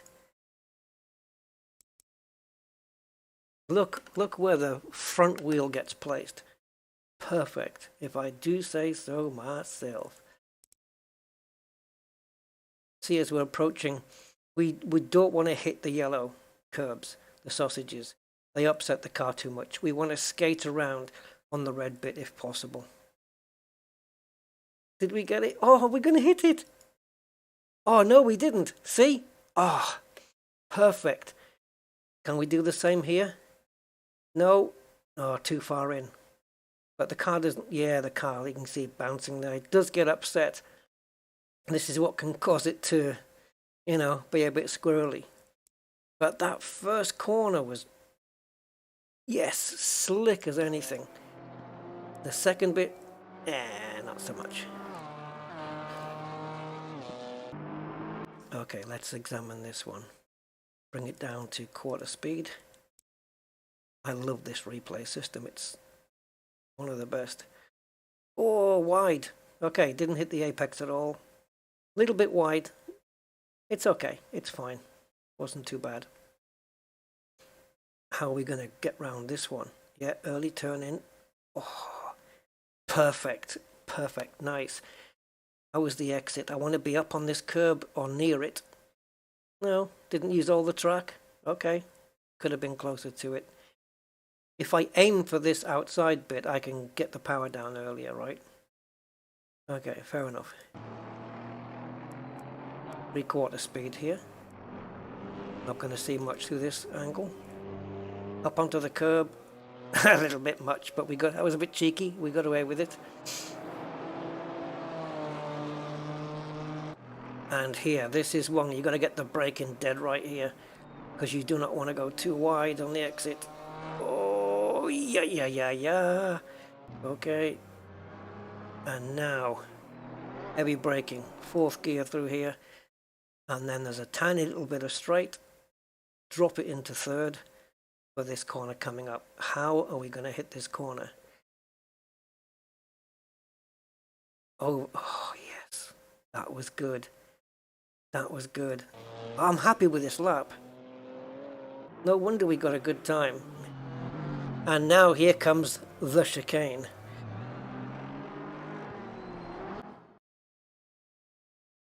I think this is called Variante Alta. I'm not sure, but I think it is. Oh, slick. Yep, the curb pushes the back of the car around, you see. And then here we miss the sausages. Good enough. Good enough. And then I think as we come down the hill, it's called Variante Bassa. Don't quote me on it, but I think it is. Oh, this is the most crucial braking right here. You have to brake so early, otherwise the car will go wide. And this is the one that I fear the most. How wide are we going to get? Oh, it's so close to the curb. We got away with it though. And I did it in 3rd instead of 2nd. And here, nice. Very nice. It was a good lap. That's it. That's the lap. That was a good lap. There was one time where we hit the sausage curb, but it didn't bother the car too much. I don't think I'm going to better that lap, to be honest. That was a good one. Yeah. You see, the importance, though, of the replay system is that you can really look at analyze your lap. And I don't know. I know Codemaster's F1 game doesn't allow you to do this. But they really should. You know, it's no big deal to put a good replay system in. And Assetto Corsa is the only one that I know, both Assetto Corsa titles, where they've got lap markers, so you can just, you know where each lap is, and you can just analyze, oh, lap 2 I messed up, and somebody can say, oh, there was a big crash in the middle of lap 3, and you can just go straight there, you know exactly where it is. And these are things, I look at these and I think, why don't all sims do this? Split the laps up, you know? I don't know, I think they should all do it. But I hope F123 will give us a replay system in every single session, so you can analyze every single lap that you do. I think it's important, personally. If you're serious about sim racing, though, although, you know, it's not a hardcore, not hardcore, I don't want to use that word. It's not a purist simulator, F120 something, whatever it's going to be. It's not a purist one as such. But they do offer full race replays at the end of a race, but that's kind of just sit back with a cup of tea and watch it, right? Where this is more for analysis purpose than anything else. Just to watch yourself going into corners. And then even then you can change, like, look at these beautiful onboard cameras though. So I could hit F7 here, right? And then that gives me the free cam. So I can now go outside, and I think we hit this curb perfectly right. And then on the right-hander, well, I think we went over it. But from here, or even better, maybe, we just come back to the rear wheel. Look at all the cables and connectors. This is on a different level, man. The detail they put in, like here. And then I can just say, okay, go from there. And now we're following the car from this view. And you can analyze just the way this car went around this corner here. This was the second corner. Okay, bad one. Bad example. So we're coming up to, I called it turn 1, it isn't. Probably turn 3, this one. So, yeah, that wasn't as perfect as I thought it was. We could have gone a bit further in and hit that apex a bit more, which would have given us a better way out. Let's see. Up round to the other side. Maybe go a bit forward here. And go. See what the front and rear wheels are doing here. So we got a nice turn in, and we want to avoid these yellows if we can. I don't think we do though, right? Oh, we did. Oh, I'm in the wrong corner again. Okay. I can't seem to get my corners right. Anyway, so far we are fastest time by just under 0.3 of a second. This is the guy with second place. Let's go camera view. Will anybody beat my time? Maybe. I don't know if I'll go out again. If somebody beats my time now, I might give it a go. But I'm really happy with the setup. Tire pressures are good. We'll save the setup before we get to the race. The only thing we need to change is the fuel. We've got to calculate that. And I've learned from previous races to over-calculate, so put in more than you think you need. I remember a race I did not so long ago. I didn't have enough fuel for the last lap, so I cheated and counted the results from that lap. Yeah, I think Huisman's down here in 4th. Me and him were the quickest by a mile in practice. Let's see what he's going to do here.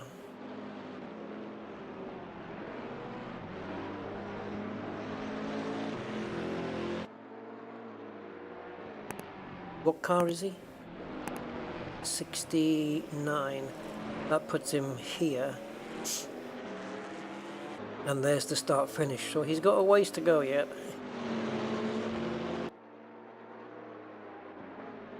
He's getting blocked by this McLaren, or at least, well, I don't know, is he? It's a bit close. He could be in his slipstream as well, but I don't know. It's not going to help his lap time, let's put it that way. Oh, he turned that in nicely. I don't know. I don't think the McLaren is interfering. No, it's not really. If they maintain the gap, he should be able to post a decent lap time. What do they call it? Respective time? Yeah. So down to what I believe is Variante Bassa. And there's houses on here, right on this corner. Across the road, there's actually houses that you can just get on your balcony and watch the race from. What time's he going to put in? Wiesmann, is he going to be a threat today? Somebody's gone a little bit quicker. Is it the same guy? 0.255 now. Wiesmann? No, he did not improve. This guy, I think, improved. Wasn't he 0.293 and then he was now he's 255 in the Audi? Interesting. 6 minutes to go, guys. I bet somebody beats me when there's so little time to go I can't get out there and do a lap. I need 3 laps. Yeah, I need the out lap, the first hot lap, and then the second hot lap to get the temps up. And for that, I need 6 minutes. And I don't have that time. 6 minutes plus leaving the pits. So if I was to be beaten and go out and try again, beat my own time, I'd have to do it on tyres that are not quite up to temp. Or put more pressure in them in the first place. I don't know. I'm overthinking. Let's just let this ride out, and wherever I end up, I end up.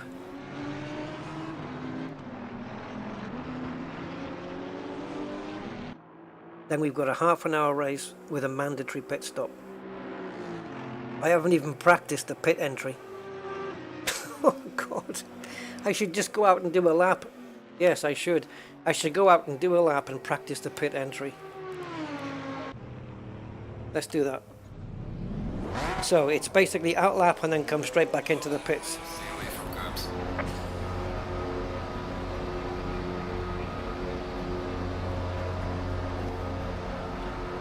Helmet view. Oops.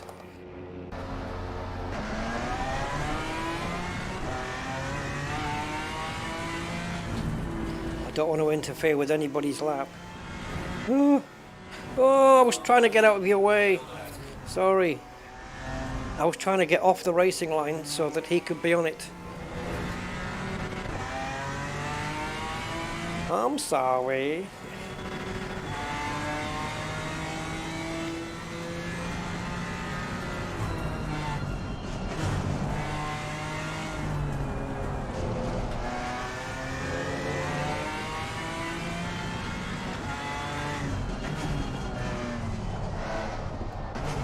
The revs sound so low, it makes me want to go down to second gear.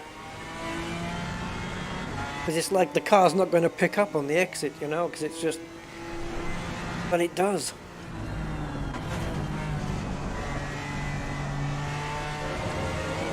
That's fine. 2 wheels over there's fine, but it's... Yeah. Car's not... It doesn't like the curbs too much. I can't abuse the curbs that much because it upsets the poor little car.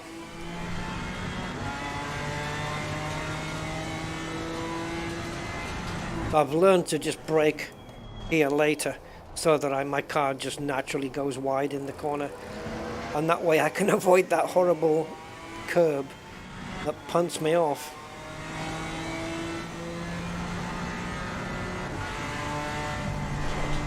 Okay, so down into, normally we were taking this in second gear, we'll do it in third. third again for this one, no problem. And now the pit entry. Now where is the speed barrier? Oh, was it further? Was it right at the entrance? It was, wasn't it?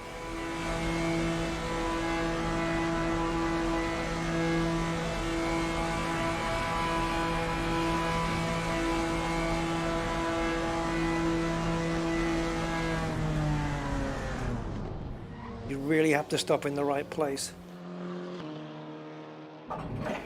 Otherwise you lose valuable seconds if you don't. Okay, so let's go to the garage, go to the setup, and I wanted to change, did I? I had something in mind, let me run through here.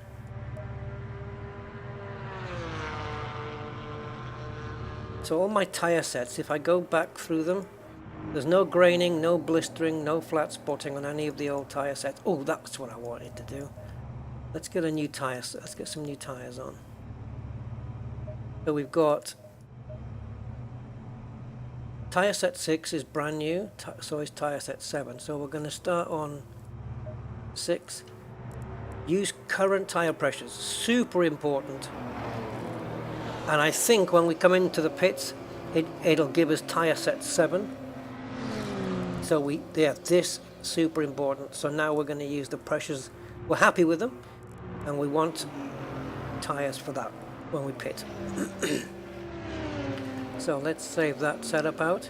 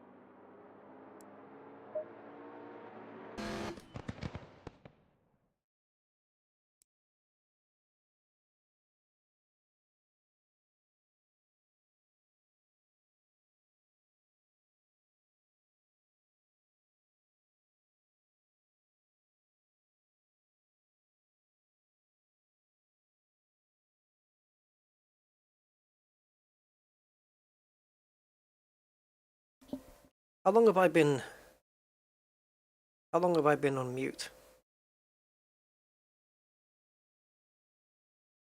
I don't think anyone's watching because they would have told me.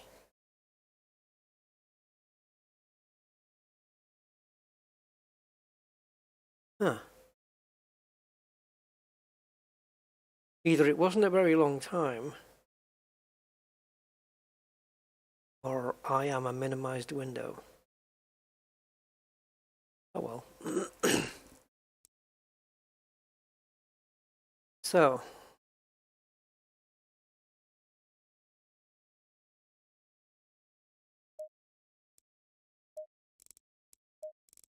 we're doing 3 liters a lap. In half an hour, how many laps will we do? 1 minute. Yeah, nobody said anything, Freaky. You know how talkative I am.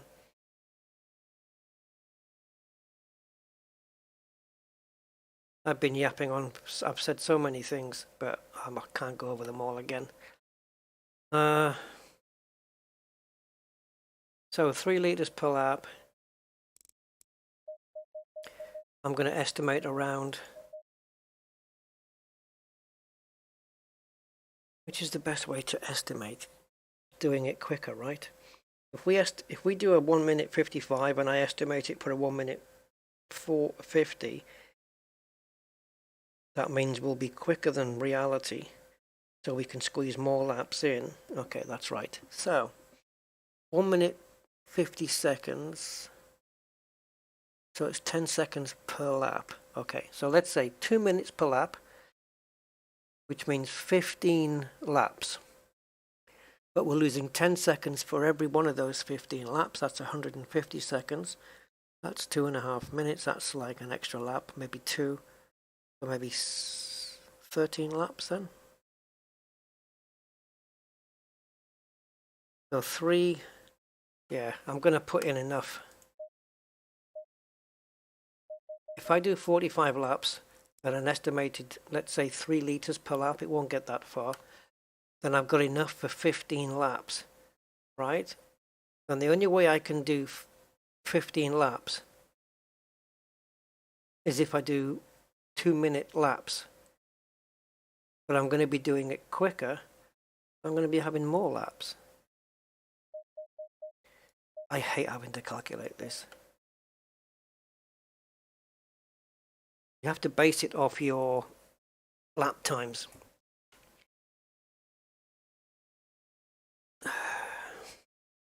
Hold on, guys. So I'm just going to pop into my time calculator program, calculator.net, and we want 1 minute 50 seconds plus,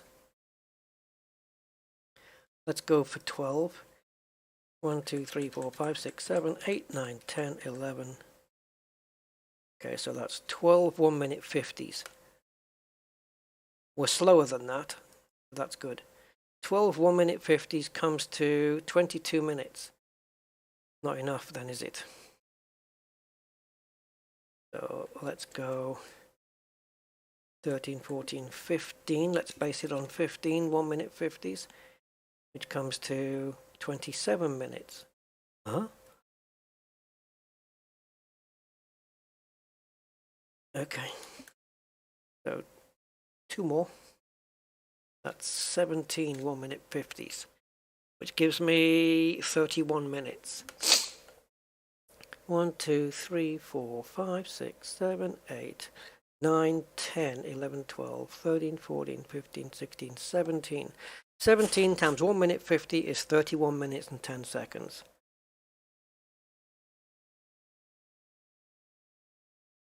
Now I'm lapping a bit slower than 1 minute 50.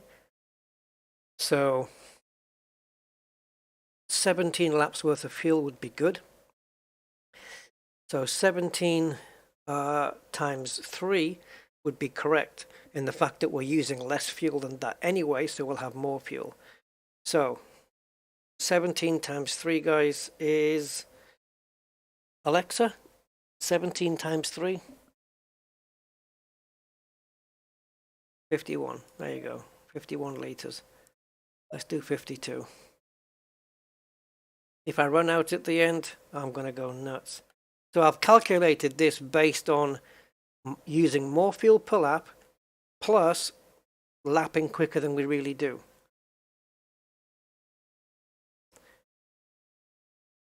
Now I'm going to add an extra 3 laps in for an extra lap. It's too much. We're carrying a little bit too much weight around, I think. But we'll see. All right. So, tires. Where did tire set 11 come from? It was 6 a minute ago. Okay. So, use current pressures, super important. If you don't, you won't move very far. Right, I think that's everything. All right. Estimating around 17 laps here, so probably come in, if I can come in around lap 10, get some new tires on and do 7 laps on fresh tires. Maybe the other guys will pit earlier. I think we've got enough of a window. Let's see if we can get to lap 10 first, eh? Going double file. Alright guys, sip of water. Nobody's moving. Don't move. Now we go. Low tire pressure. Stay away from curbs. Stay away from cars. I try and stay away from curbs anyway.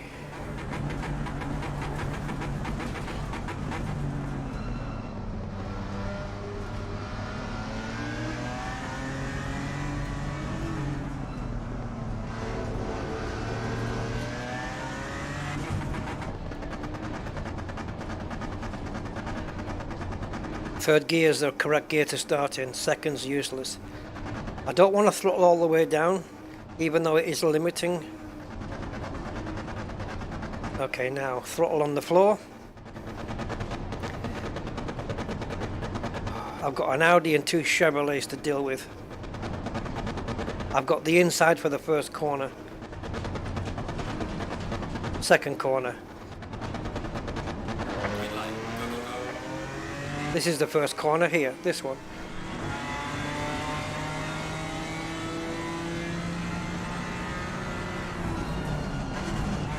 Cold tires, cold brakes, just take it easy.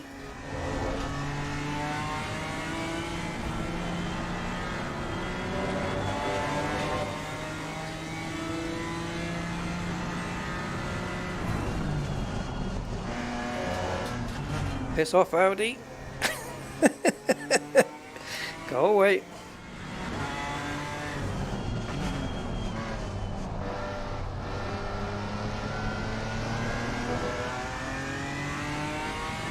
Whew.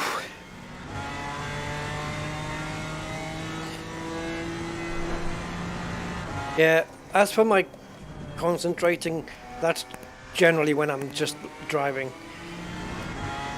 If I'm not driving, I'm not concentrating, so if you don't hear me talking when we're in the pits, something's wrong. It's difficult to pass here. Oh shit. It's amazing, isn't it, that the car gets skewy, right? So you correct that, and then after you've corrected it, it goes skewy for a second time. I think that was revenge. The Cosmos was getting revenge for me saying it's difficult to pass here.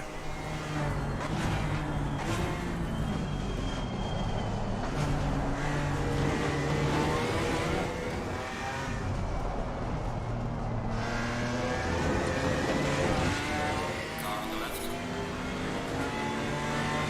Scruffy.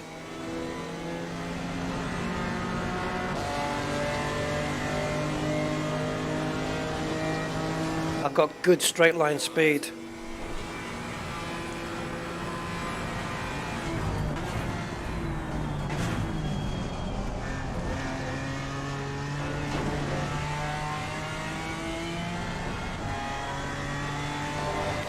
Yeah, hitting those curbs slowed me down, allowed him to get past fairly easily. But the premise of what I was saying is that if you don't make a mistake, it's difficult to pass. Back end sliding out like it never did before.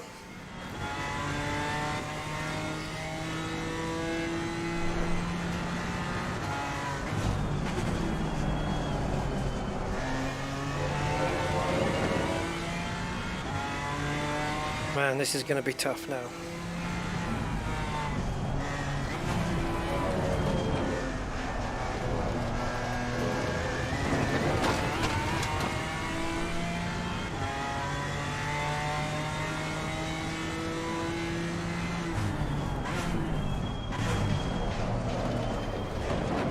Okay, that's officially a restart then.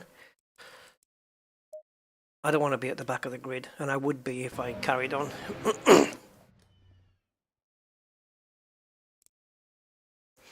Okay, let's go. Go in double file.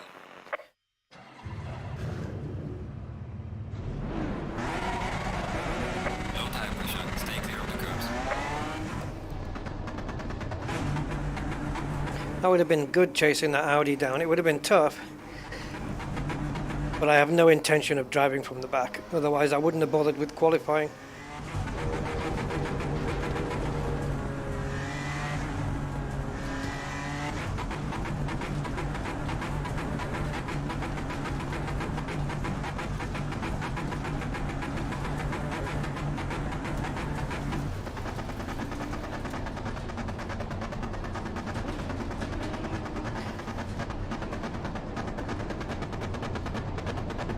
Got very good straight line speed though, even with a wing of 3.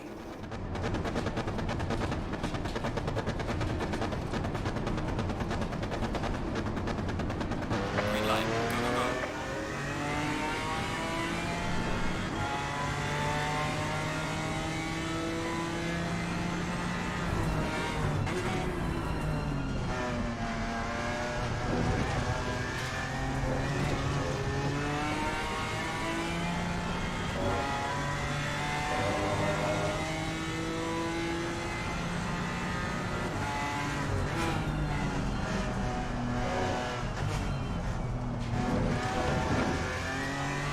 I know the Audi's further back, but it's fine.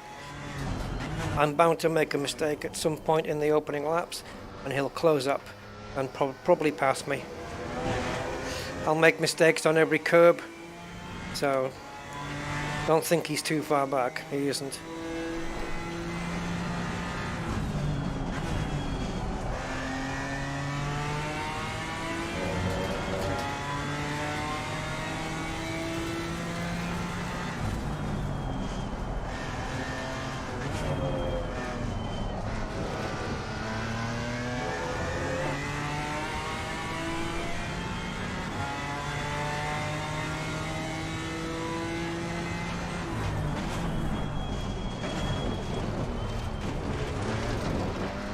Told you. If you need to know the lottery numbers, just come and ask me.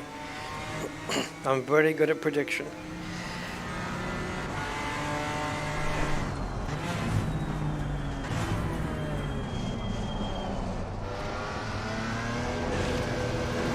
Maybe that should be second gear, at least in the opening laps.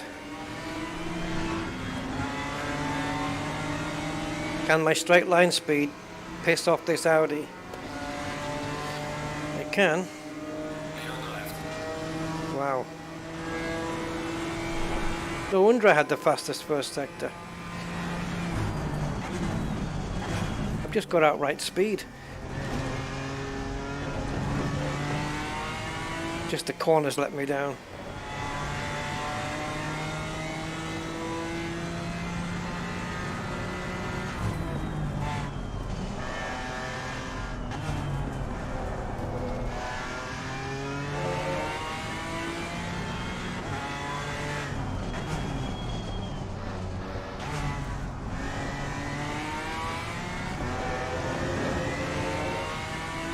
Okay, tires are pretty much there on pressures.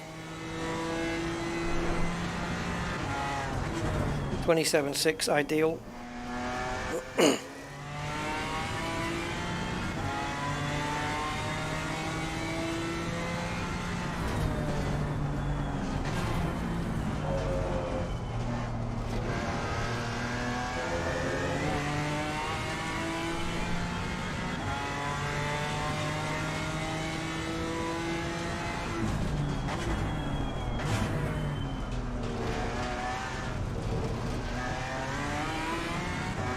Better to lose time through there and go through safely than it is to, you know, go as best as you can and take a chance.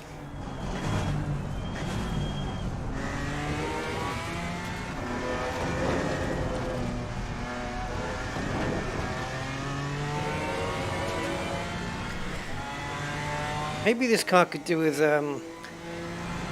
its suspension softening just a little bit, just to make it a bit more compliant over those bumps.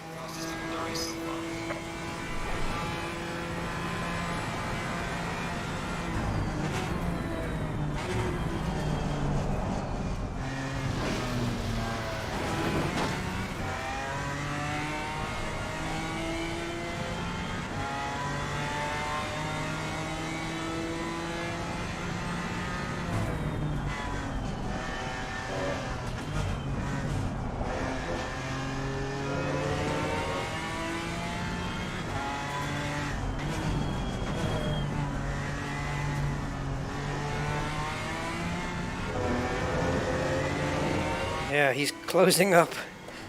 It's probably my gearing. I'm using second gear when I said I wouldn't.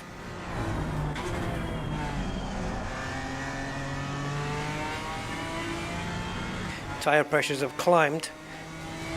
Maybe as a result of the curbs, who knows.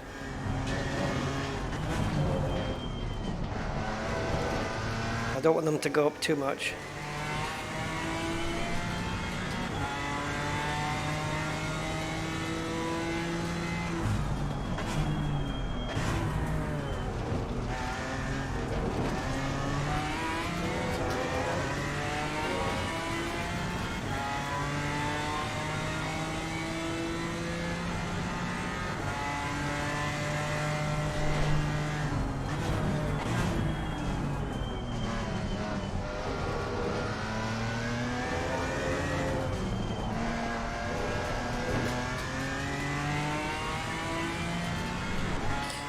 Yeah, a lot of, the tweaking, the race. It's all about dialing in your setup in the practice session, you know. I just started off with the aggressive setup and tweaked that one.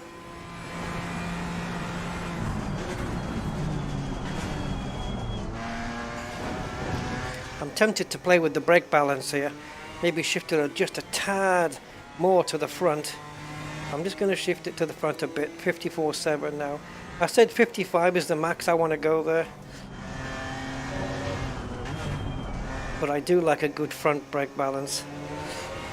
The only time I turn it back is if it's raining. You want your brake balance a bit further rear if it's raining.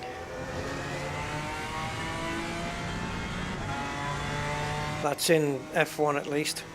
I'm assuming it applies here too.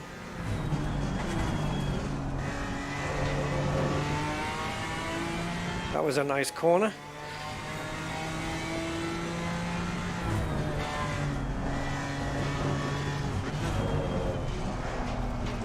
Come on. Yes. It wasn't good on the time, but it felt okay. I lost time though, so I guess it wasn't as good as I thought it was.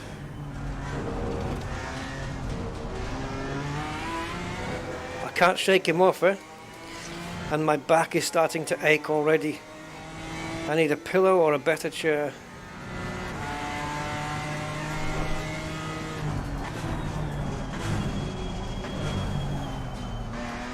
If I didn't engage second, we were in the gravel there.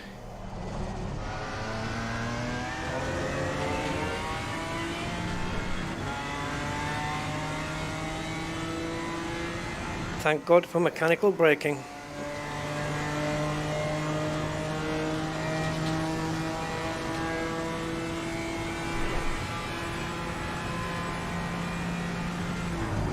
Not even using 6th gear. Never gets used.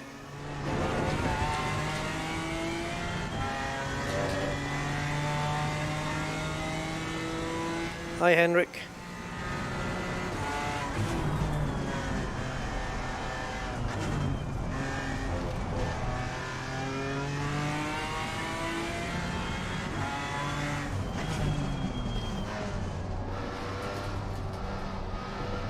Just looking where the revs are through that corner.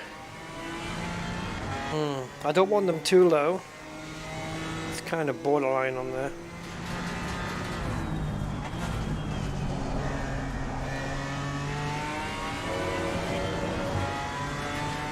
Why is that Audi getting so close?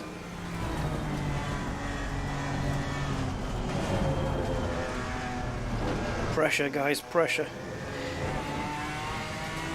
Oh, I'm gonna break my spine by the end of this. I've got nothing to aid my lower back.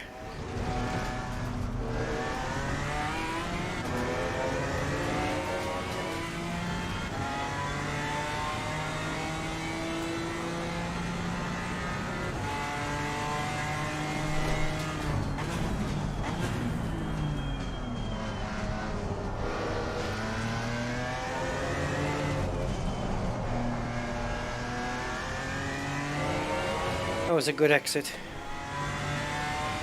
Will I reclaim the fastest lap of the race? Let's see if it goes purple. Yes! Well, I'm leading purple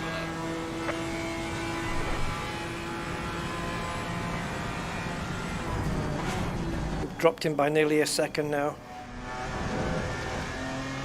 Pit window is open. Okay, we can pit now. Anytime between now and the next 10 minutes. Oh.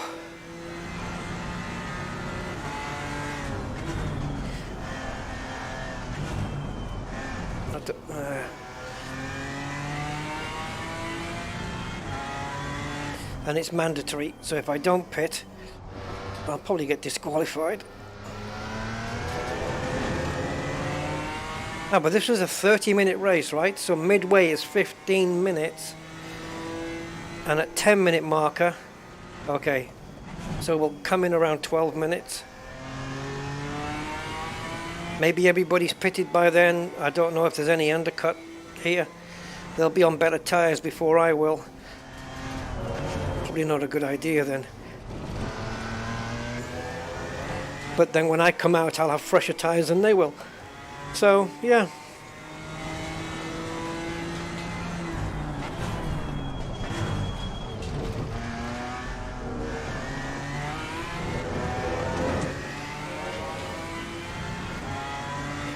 We're quicker on this lap by a, well, we were 100th of a second.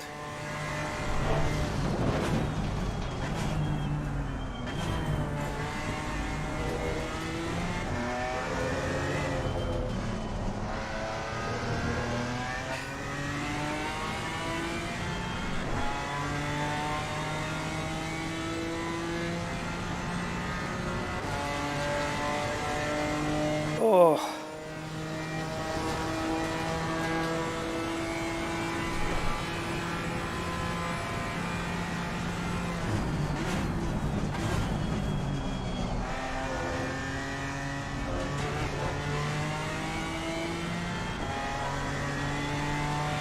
That was a nice sequence there.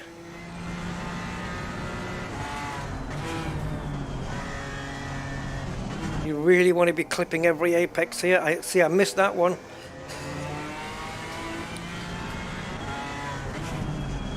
One missed apex can cost you like 2 laps worth of progress, you know, time-wise. Or more.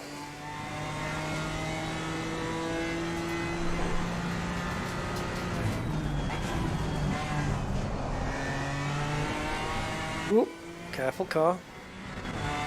Tire pressures are a bit high. Now I could tell them to lower the tire pressures for the next set, but that would require manipulation of the menus, and I don't have the controls set up for it. And I guess if I tried, I would find myself in 15th position.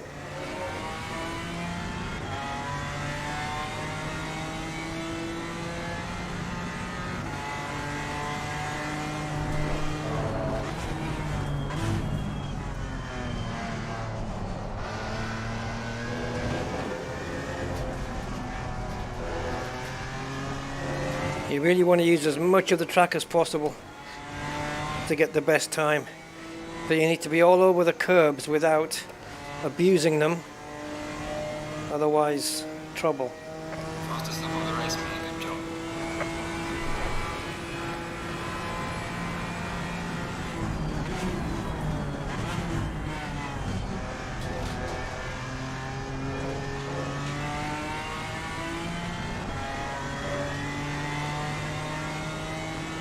Now, are these guys pitting? Somebody's pitted.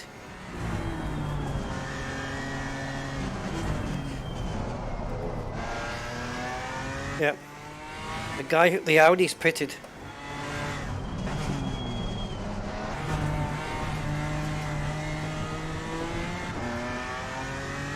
I had a decent gap, I'm gonna stay out.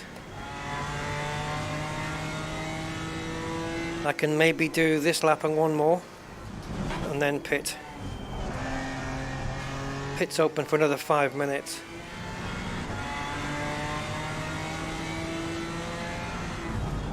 Lap times are 1:55s.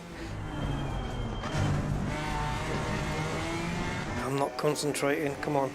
I'm trying to calculate in my head which is the last lap I can come in on.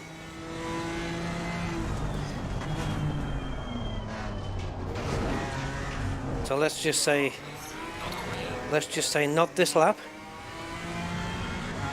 but the next one.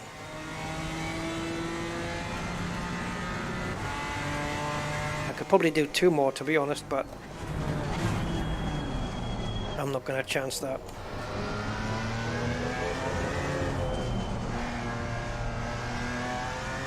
Haven't done a great lap here, but it's not the worst one in the world either. Okay, so at the end of this lap we'll come in for new tyres and hope that I rest on my marks, get everything correct, don't break the speed limit. Ugh.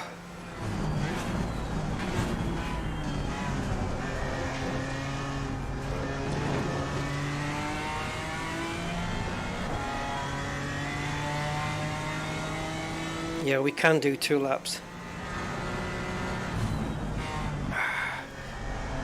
I don't know why I'm not changing to 5th gear there, but it's not the worst thing in the world.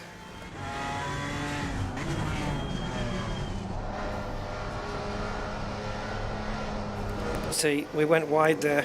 Had I stayed in 2nd or gone into 2nd, we wouldn't have gone wide. What I don't need now is a lap that's costing me big time, because I might lose the lead.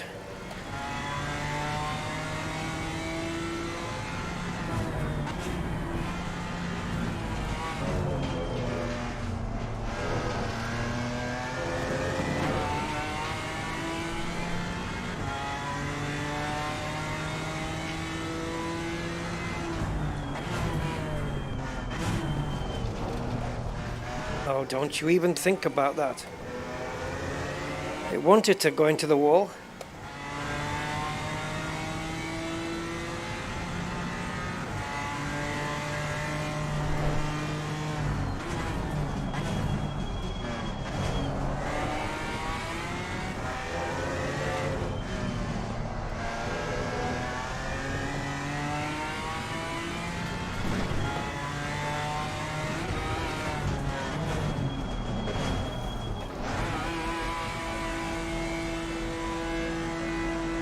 What's the limit?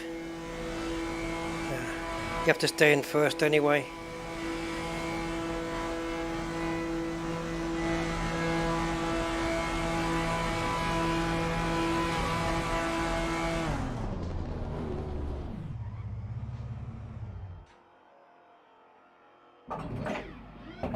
Was that a delay? Shh. Oh, that was a massive delay. I don't know why. I thought I positioned the car okay. God damn it. They will pre-warm the tires. I might lose the lead here, guys. If you don't nail your pit stop position, you have to wait for them to put the car in the right place. Stop is not clear. Come on, let's go. No time pressure. Stay clear of the curves. Come on, come on, come on. Are we going to lose the lead? Oh, this is death-defying.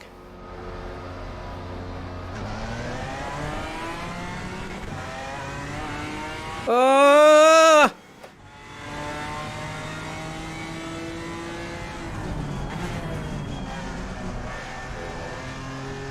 It cost us. And I'm on cold tires and he's not. His tires are all warm. I can't push.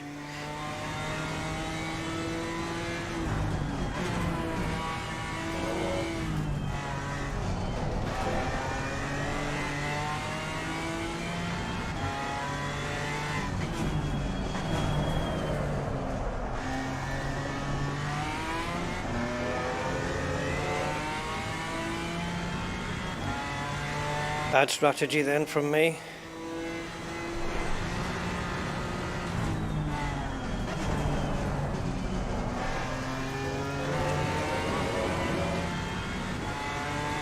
Come on, tires, warm the hell up.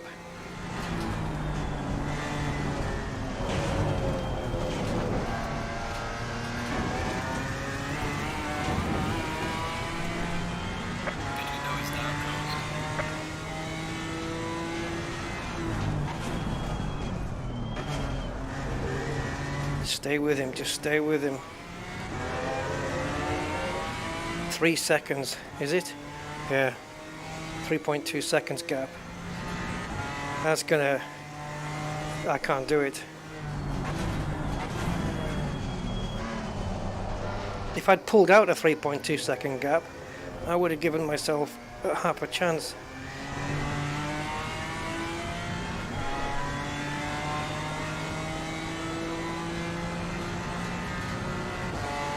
I knew the pit stop would let me down, but it was me that chose to do a mandatory pit stop. I didn't have to. I could have left that option out.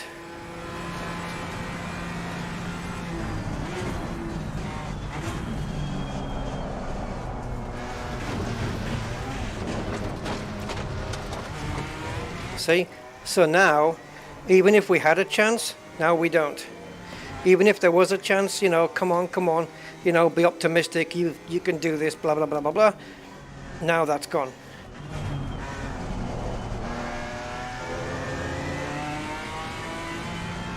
I can't recover 5 seconds. It's not possible.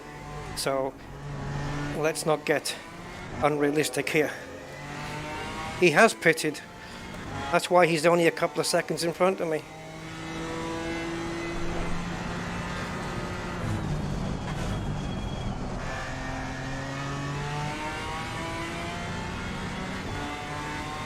I was the last one to pit.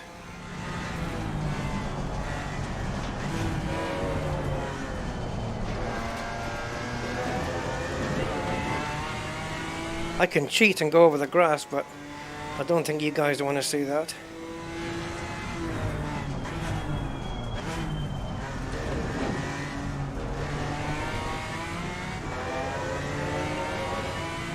And now instead of gaining on him, where before I was, you know, being quicker than he was, now he's quicker than I am.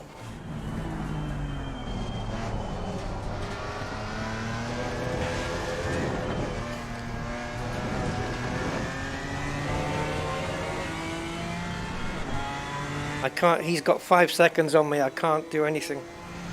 So all I have to do is hope I can get second place.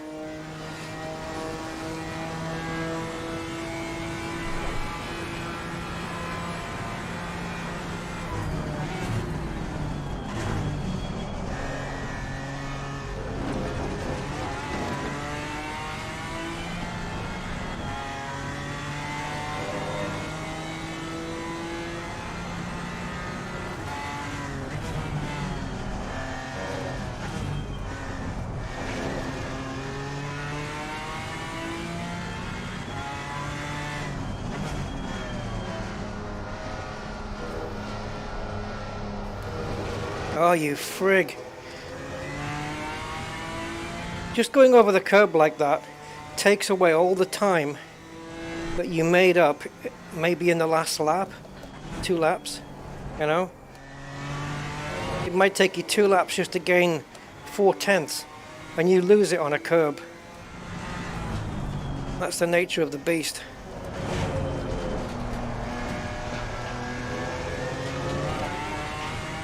I had the gap down to 4.5 and now it's back up again. You know, it's 1 step forward, 2 steps back. And that's how this entire race is going to go for the rest of the duration.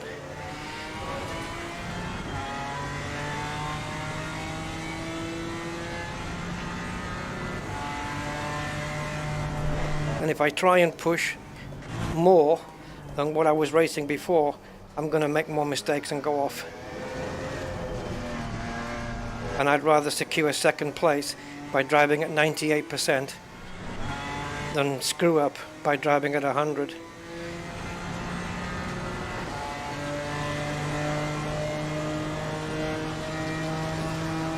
I should have practiced pit stops.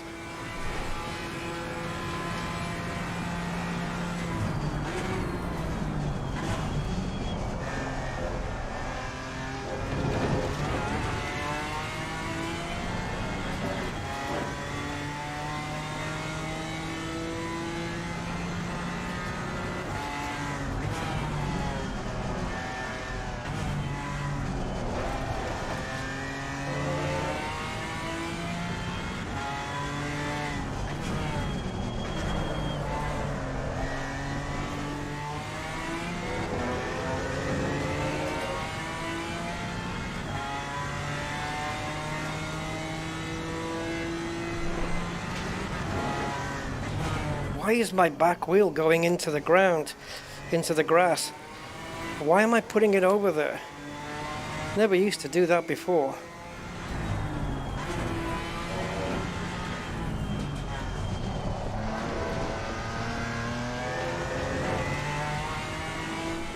Man, gap down to 4.4, then back up to 5 again.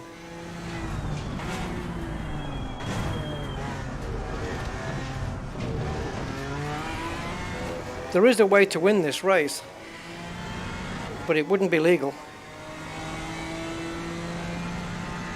And there's less than 4 minutes to go. Why can't it be like every other Audi and just break down?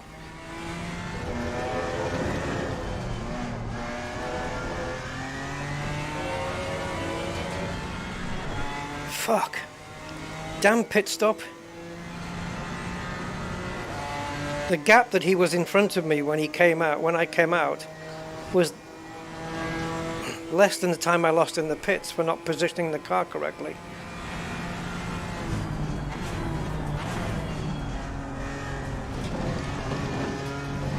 And I don't know why it did this to me yesterday. When you pit and you come back out,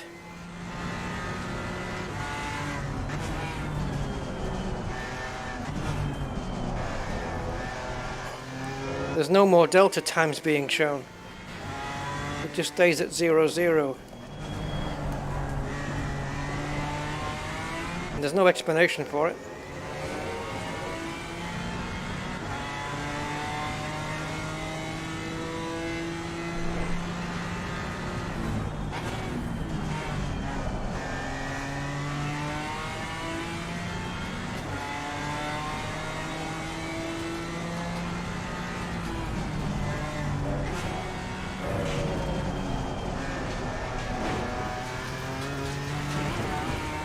Ah, nipples. 3.7 the gap was, wasn't it? Or something like that. Oh, I'm gonna cheat. I don't care.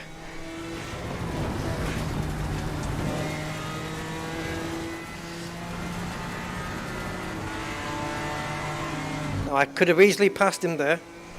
But let's make a race out of this in 2 minutes. I could have passed him.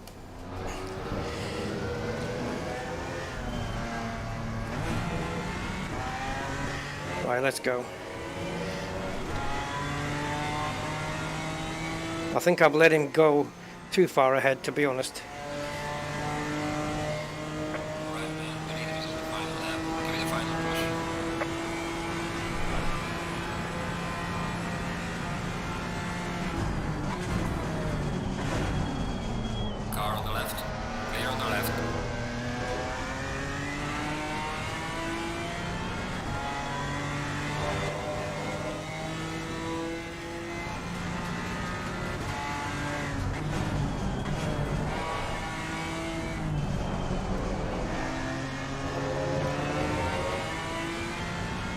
Yeah, well, if the game wants to play around with me, having me knocked off the track, then I'm going to play back. You know? Karma, justice, vengeance, all that bollocks. Doesn't mean I'm going to win. But I could have. I could have just shot past him, you know? No problem.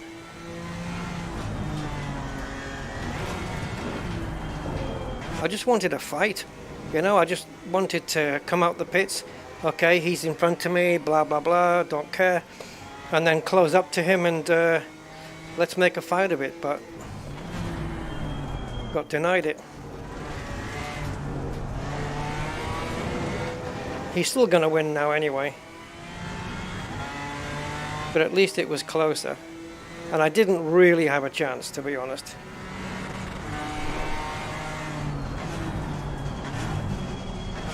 And I'm chatting as well, so I'm not changing gears when I should. I should have changed to 5th and I didn't.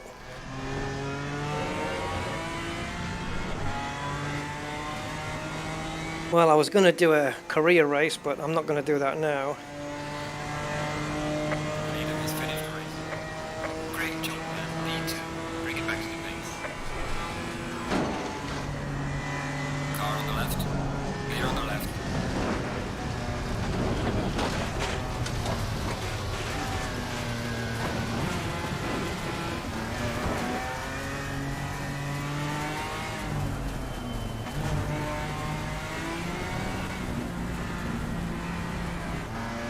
Max Verstappen on Lewis Hamilton, Abu Dhabi 2022.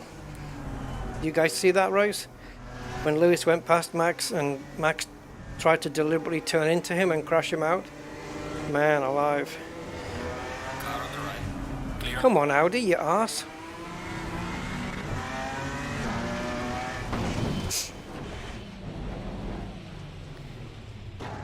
Oh. Right. What lap did we put on? 12? Let's take a look and see. Oh, the FPS is there. Okay. I did see that before. I didn't pay attention to it.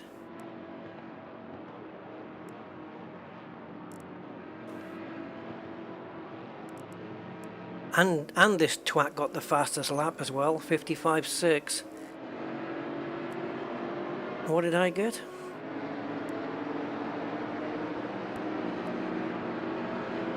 55.9.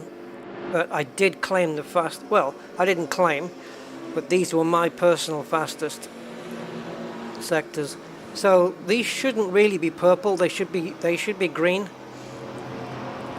because you can't have two drivers with purples. You know, I mean you can, but you can't have a driver with a fastest first sector, because purple means fastest overall out of every driver. So he's got a 24.8 purple. How is it that I've got a 24.1 purple? These should be greens, because they actually represent personal bests, which is what a green is. Purple on here would be fastest lap time overall. That should be purple and these should be green.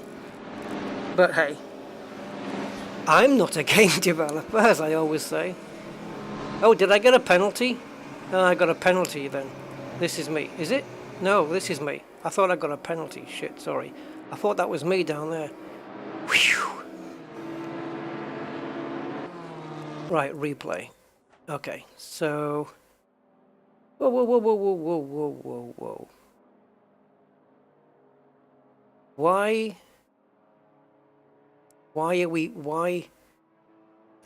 I've never seen this before on Assetto Corsa. Why is the replay only from the pits? What? No, it has to be the whole race. What on earth is this? The actual lap I wanted was the one where I came into the pits and stopped. Not the actual stop. So there's a bug then. because there's no delta time after you pit, and there's no replay of the laps before the pit. That can't be right.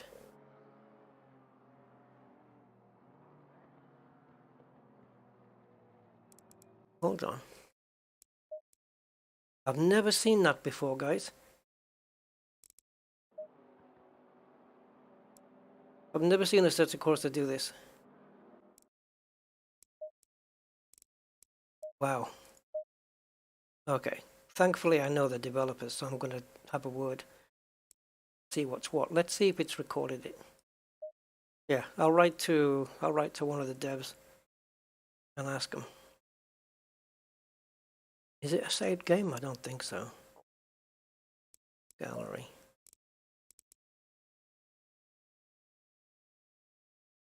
It says here race 52 minutes. Well, it was a 30-minute race, so that would be difficult. Anyway, load it up. Wow. That is messed up. Where's laps 1 to 10?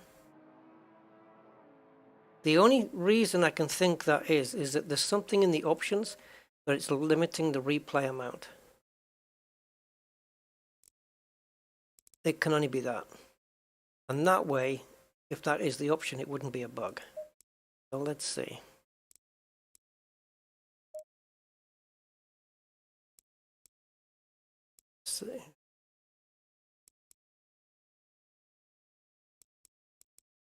Minimum replay time for autosave. Set the minimum replay time duration for automatic replay saving. What? Speak English. Set the minimum replay time duration for automatic replay saving. Okay, I got you. Understood. Autosave replay.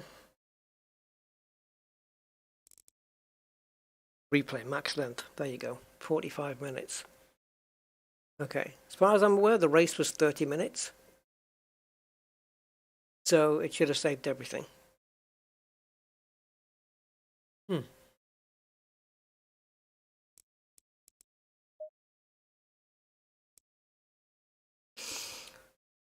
Did you notice on the replay, though, at the beginning, it said 71 minutes at the beginning? It started counting. It's almost as if the replay was the entire weekend. Or did it count? I know what it's doing here. It still doesn't make sense. Right. Here's a theory. I restarted the race, didn't I? So we did the rolling start, but then I restarted the race after, what would it be, 2-3 laps? And that would have been 6 minutes, say 6 minutes then, on top of the 30 minutes of the actual race, would have been 36 minutes. So 45 minutes still gives us plenty of time to record the entire race.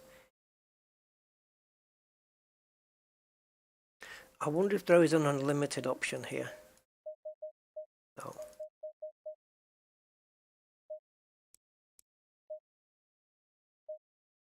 That is weird.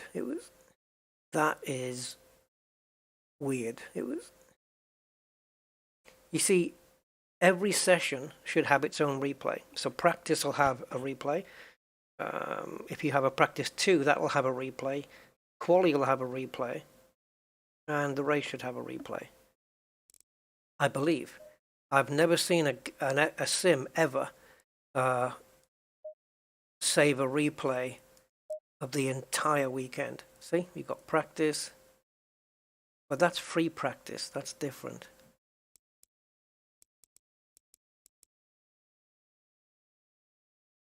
You look at the duration here. This says 52. So it's gone 7 minutes over. That still doesn't explain where the 10 laps has gone. You don't do 10 laps in 7 minutes. Something's not hooking up right here. And also, where's the race from Spa-Francorchamps?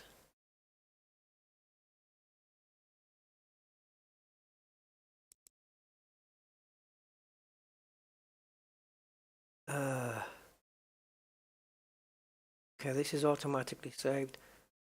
Qualifying. Okay, great. So there's free practice. There's the qualifying session in its own box. Qualifying was 20 minutes. Do you think it's tagged on to the end of this? What the hell? Qualifying was 20 minutes, right? Yeah, it was. Let's have a look here, guys. See what's going on. What? Lap 6?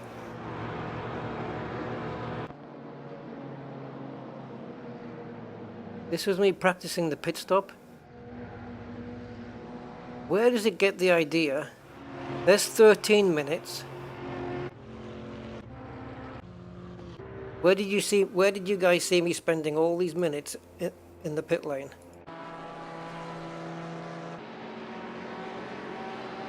Everything's traveling slower, look. And the playback speed is correct. Something's bugged out.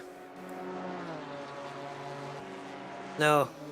Everything's traveling at a much slower speed. Look at the playback. ×1. That's real speed.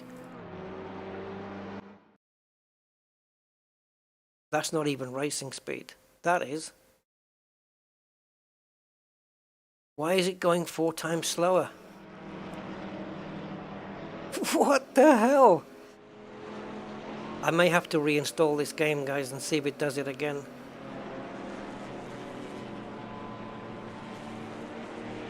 What is going on? Well, no wonder it... No wonder it's lasting this long. It didn't do this yesterday, did it?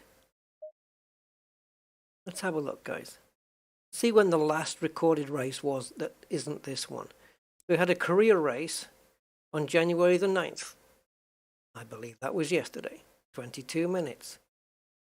That sounds okay. Something's nuts about this race that we just did. This is, yeah, there you go. Look at this. This is fine. 1, 2, 3, 4, 5, 6, 7, 12. Perfect. Does it play at the right speed? I think it will.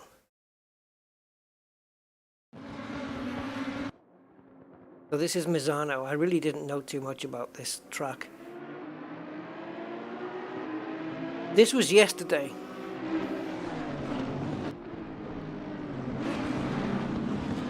It's fine. This is me in the Honda NSX. I had to relearn this track because I'd forgotten about the layout. Oh, wide. I'm wide. I stayed ahead? Okay. This is from yesterday. It's fine. Maybe this is just some kind of freaky happening. 52 minutes. So the actual, the race was 30 minutes. This race was 20 minutes. So you've got the extra 2 minutes, of course, is the rolling start plus the cooling down at the end of the race. That's what that is. This is absolutely bang on where it needs to be. Perfect. This, if if the limit in the game is 45 minutes, how could it possibly save a replay of 52? It would auto cut it off at 45, right? Or am I missing something? Damn, I wanted to see what happened in the pits. Bastard. I'm going to delete it. That's a shame. Why, Delilah? And this was Highlights? Oh, you're gonna highlights of the race. Okay, show me some. In normal speed. Okay, so it's gonna show me the start. This is not the right. It doesn't look like the right speed. Okay, so this is clear what's happened here. It's recorded. It's saved the race at 4 times slower speed.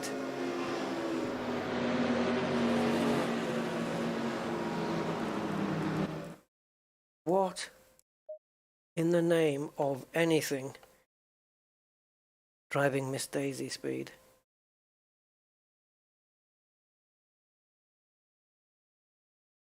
Yeah, I don't know what it is, Henrik. I don't know. That's really weird. It's a new one on me. I've never seen this before. Let's delete this one as well then. So, did we check the quali, guys? Qualifying? We did, didn't we? I think let's just delete everything. Any trace of what happened today. I was so looking forward to checking out that pit stop. To see what went wrong. Unless, of course, when the Audi pitted, he was just so much quicker on the new tyres. But he still has to... wait for them to come up to temperature, you know? Maybe the AI doesn't have to worry about that so much. See, now I wonder whether this is going to do it again.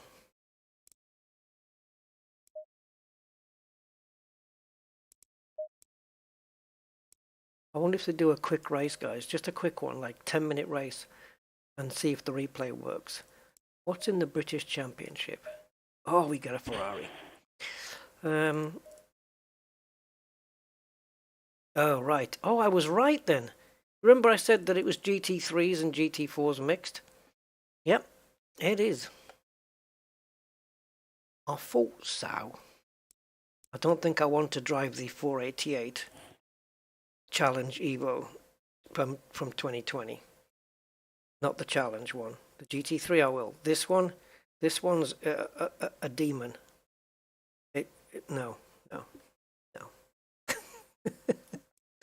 Although now you guys probably want to say, yeah, go on. This thing, I don't know, there's something wrong with it. I don't know if it's because it just has outright pace or if it's got like traction control missing or something. There's something devilishly wrong with this car. Not wrong, you know, I'm just exaggerating. But this thing is a handful, I think, if I remember right. So, Silverstone, let's do quick race. Oh, it's set up for 10 minutes. Okay, let's not do 9 o'clock in the morning. It's going to be too cold. Do 1400 hours, might be a bit warmer. I've got the opponent set to 92. I'm happy with that. Okay, so a 10-minute quick race. No practice, no quali. It doesn't matter where I end up. Even if I'm last. It doesn't really matter. As long as... I just want to see what the replay does after 10 minutes. Personal best 203.2 in a McLaren 720.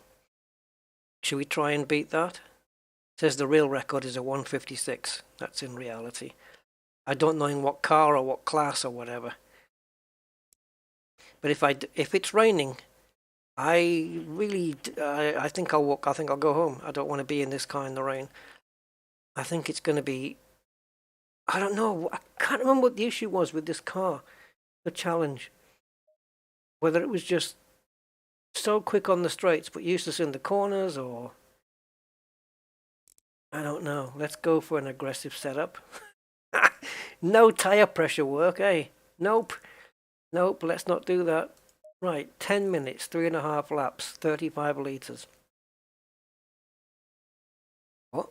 How did you work that out? It doesn't work out that way. 3.5 litres in a lap.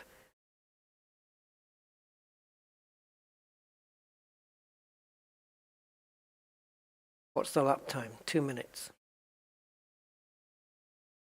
2, 4, 6, 8, 10. 5 laps. 3.5 7, 14, 15, 16, 17. Yeah, let's go 20 liters. That'll be plenty. Aero. Oh, again, no aero balance. It must only be on certain cars. Okay.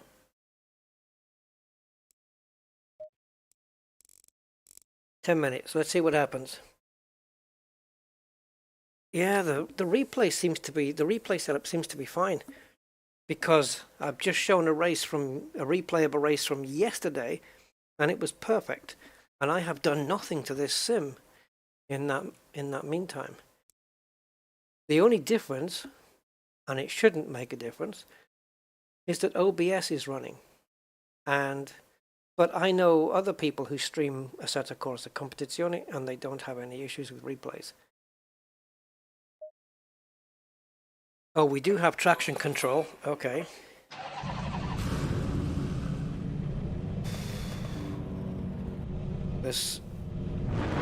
I'm gonna regret this, but I don't know. Maybe not. Maybe I'll get on with this car nicely. I'm 13th out of 20th. Where are we? Silverstone. Okay. And it's dry. Whew. Oh, Jesus.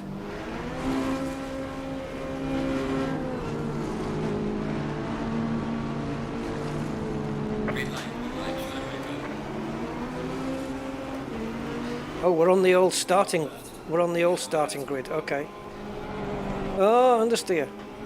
Car on the left. Clear on the left.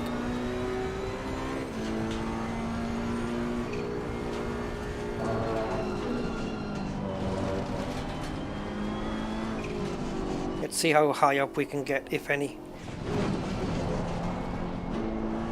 Oh, I don't dance well with cold tires, do I? Oh, see the back end getting out? And we've got traction control on.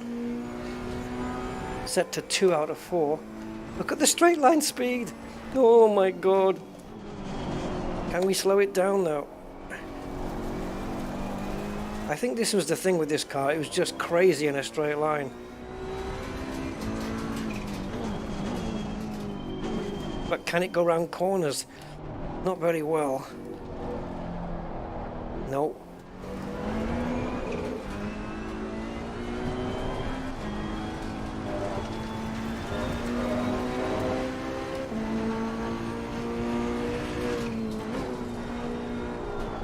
No, it's got no turning. It doesn't want to go around corners. You horrible car. The other Ferraris are not like this. They can go around corners. This one will pile down the straight.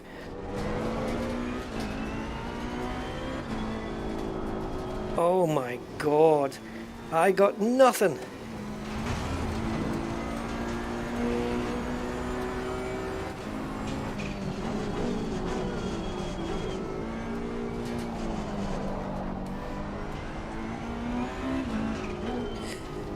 If I can teach it to get round corners, we might make some decent progress.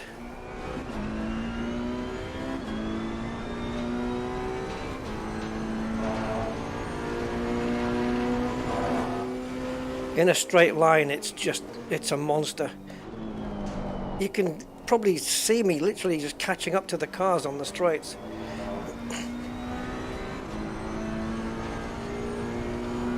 But then I lose it all again in the corners.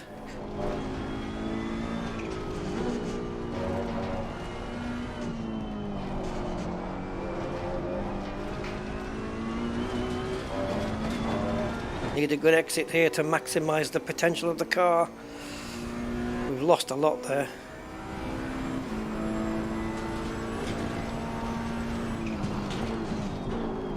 In races, I've not seen, the top sim races use this car. That's for a reason.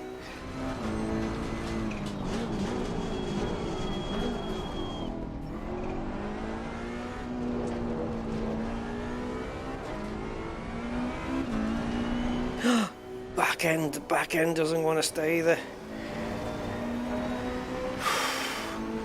It is a tough one to handle, yeah. Oh, it's sliding.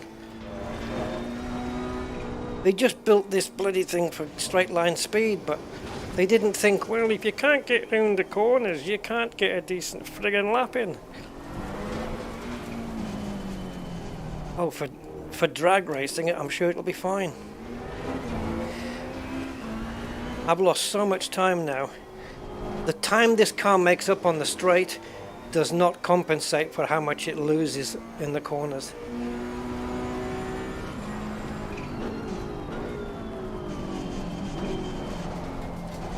I can't. I mean, it's not like I've got anybody up my rear end, you know, trying to let me past. Nope. No, not with this thing.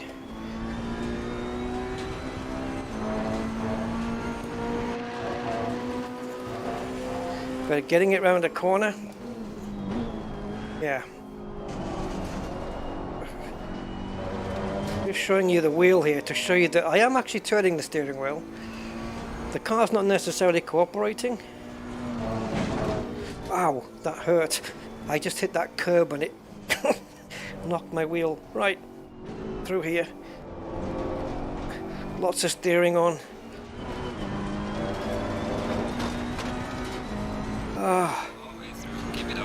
Why does it say the gap is 0.2 seconds? Clearly that is not the case. Oh, it says overall. Oh, okay. That's because it's splitting the genres up. Not genre, I can't think. The series. It's splitting the times between GT3, GT4, I imagine. Oh, Jesus. Does not like me kicking the throttle off that exit.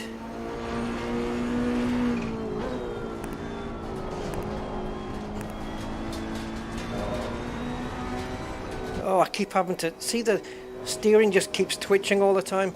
That's me correcting what is going to be an inevitable slide, and then it just knocks me off the track. This was not the right car to pick. I should have picked the normal 488 and I'd have been fine. This thing is a basket case.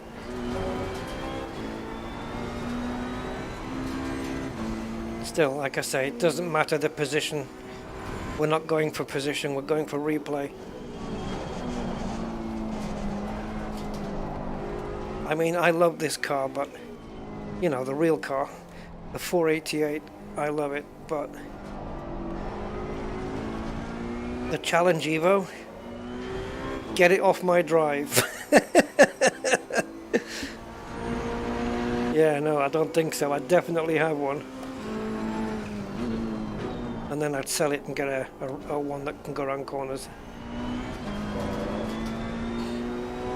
Like its little brother, the GT3 Evo. To get it round the corner, I'm having to just brake earlier, which is not a bad thing if the car's got so much straight line speed, you know. It's saying, okay, you have to brake earlier, but we're going to compensate, we're going to go faster. That's fine.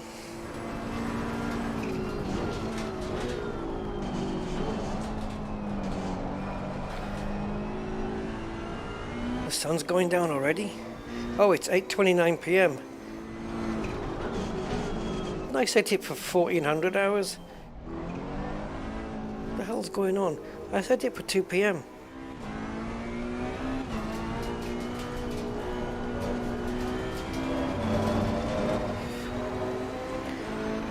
Yeah, it does have understeer. Tons of it. It really does. And then also in this sim there is a Porsche 911, I think the 992, I'm not sure, don't quote me on that. And it doesn't have traction control, because that's how the real car is like, which is fine, it's controllable. Oh, final lap, thank God. It's about to get dark. I think the time acceleration must be on because time is not shifting at a normal rate here. I'm taking bites out of the cherry every time we go on this corner like this, you see? And it should be a nice smooth movement.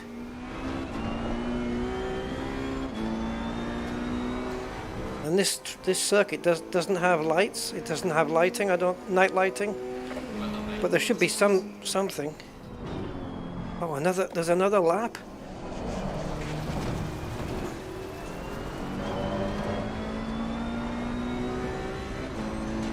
Some tracks have got natural.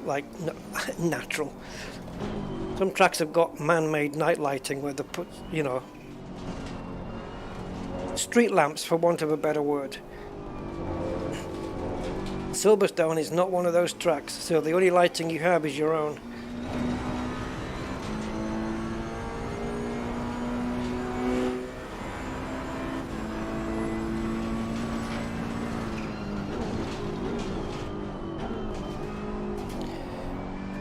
I just had to guess my braking point there because I wasn't sure.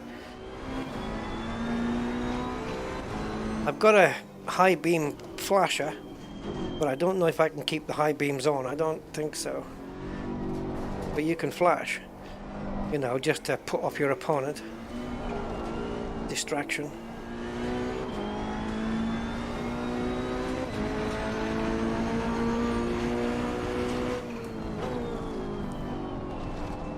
Half a lap then.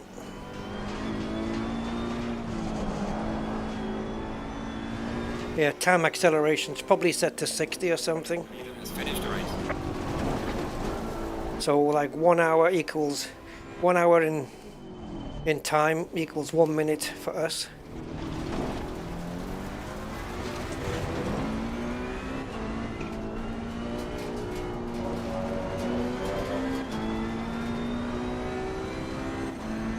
How far back did I finish?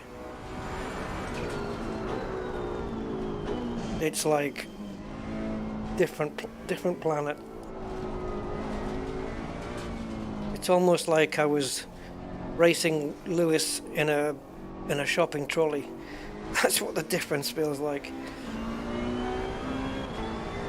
I've had shopping trolleys that can go around an aisle with more grip than this thing. Alright, checkered flag. Good job. You did the best you could. I'll bring the car back. Yeah, how do you know I did the best I could? Mind you, my wrists are killing me. Okay, let's check the replay from here. Okay, so nothing's happening. So there's the replay there, right? If we go back, this is fine. This is perfect. That's me. We're back there. What a horrible car. Note to self. Do not drive gorgeous Ferrari 488 Challenge Evo again. Beautiful car, but no. What I should do, guys, is do a lap in that car of Silverstone on my own. A representative decent one, and then do the same in the GT3. Even though this has got faster straight line speed, I'll bet you the GT3 spanks it.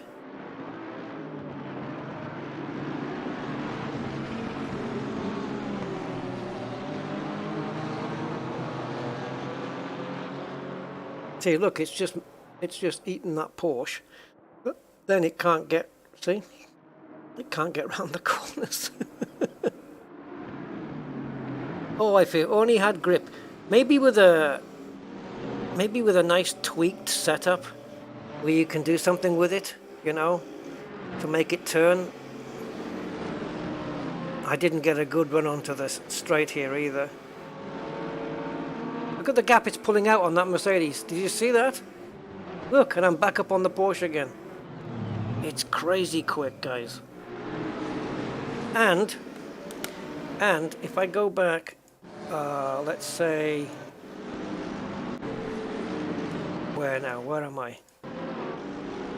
Okay, so we have this Mercedes here, which is car number 11. If I can go there. Or is it in 11th place? Oh, I don't know. Don't know what that number is. I think it's position.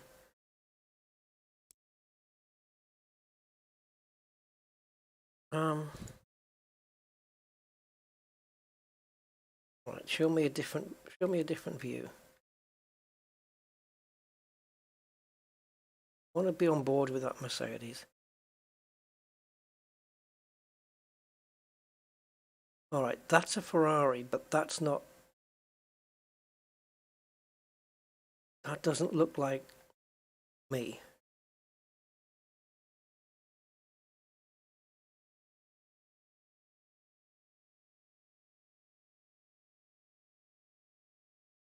Knowing me, it probably is.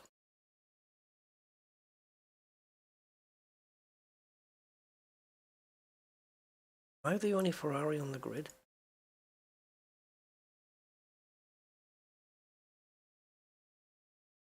This is it, right? This is the Merc.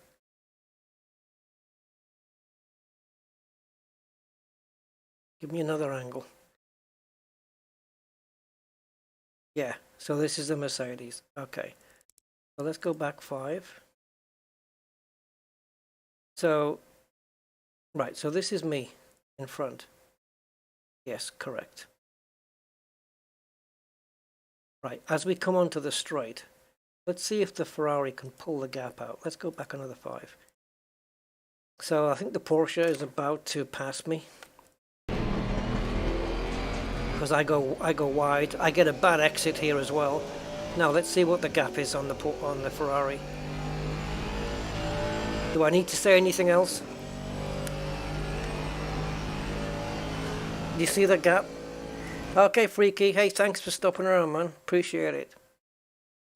Have a good evening, mate.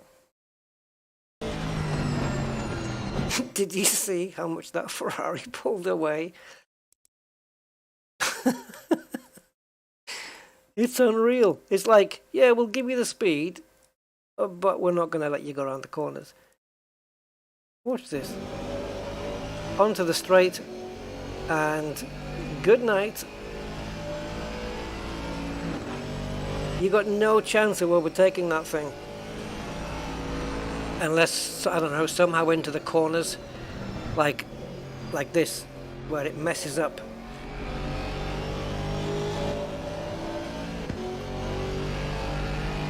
Look, it's just gone.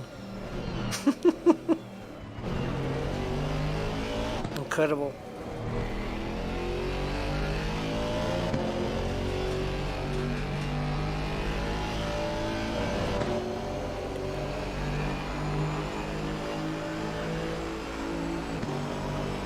And this Mercedes is no slouch. I don't think I've nailed a single corner yet.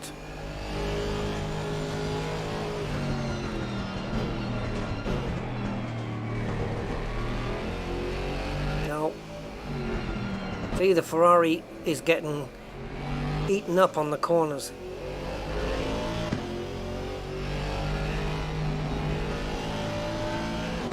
But down the straight, it's good night, sweetheart.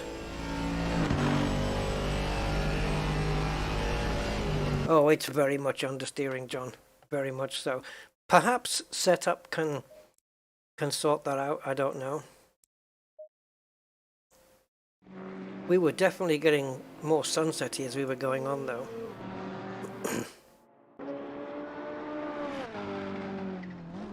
Yeah, I wonder what the time factor was. Hopefully I have set a time factor of something. Because now if the race is getting run at the right speed, but the day and night cycle isn't... I mean, look, this thing's out on its own, right? Because it was so bad on the corners with the aggressive setup that the cars in front have left it behind. But it's so good on the straight line that the cars behind can't catch it either. I've kind of been put into a no man's land. But the usual Ferrari, the GT3 Evo, is fine with corners. It's good. But look at the front here. Developments. Front here development. Oh, never mind. Look, I show you here in the showroom. So if you look at this, this is the Challenge Evo. So if you look at the bonnet here, well, I say bonnet, the engine's in the back, so what the hell? It's the same thing. Right, but if you look here, you've got these 3 cutout holes. The headlights look very aggressive, and the front styling. These flaps here at the bottom, they actually move. It's not hydraulics or anything, it's just with wind. As the car's going through the air, these will push down. I think, and I think also there's a plane in here which will also move or can move. But look at this, look how aggressive that front end is, right? And then if we go back to the standard, see, this is a 2020 Challenge Evo, this is a 2020 GT3 Evo. Look how different the front end is. The Challenge doesn't have these LED lights going up there. If we put the running lights on, it doesn't have these at all. Right, I don't know what the headlight arrangement was here. The front is completely different car, totally. From the side, yeah, kind of looks, bodywork's the same. Spoilers, I think, a bit different. But the bonnet, these scoops here is what you'd expect to find on the road version of the car. But it's a whole different ballgame, man. And then, Hairy Paw Racing. That sounds like one of mine. And then you have the 2018 GT3, not the Evo. And with that one, Merlin Riley Racing, that needs to change. So with this one, again, you've got your same daytime running lights. Config looks just the same on here as it did on the GT3.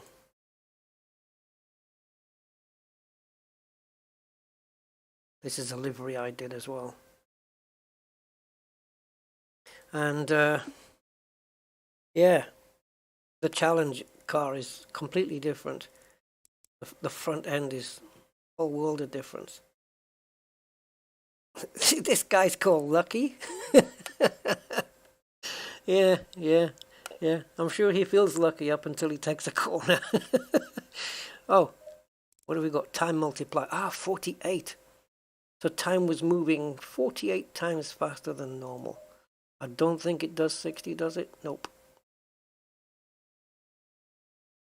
We can put it on 2 there. So an hour will last 30 minutes. Oh, God.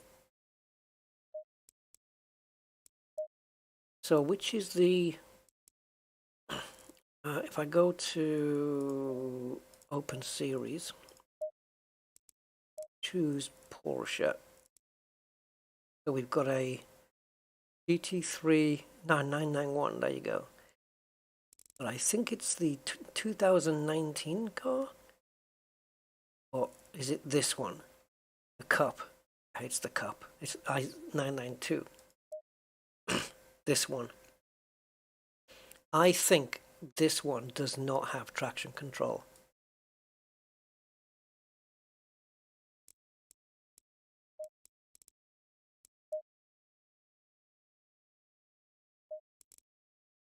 Circuit of the Americas. I'm not really good with that. So I'm pretty sure in Silverstone I did not break my best time. Where is it? 203? 203.2. Do we try with this, see how close we can get? I don't know. Maybe do a couple of laps. Oh, God. No, I don't want rain in a car with no traction. It's got ABS, but it hasn't got TC. No TC here. No, you'll have to give me dry weather, man. I think the only way of setting a quick lap time is to tell it that we want a clear day.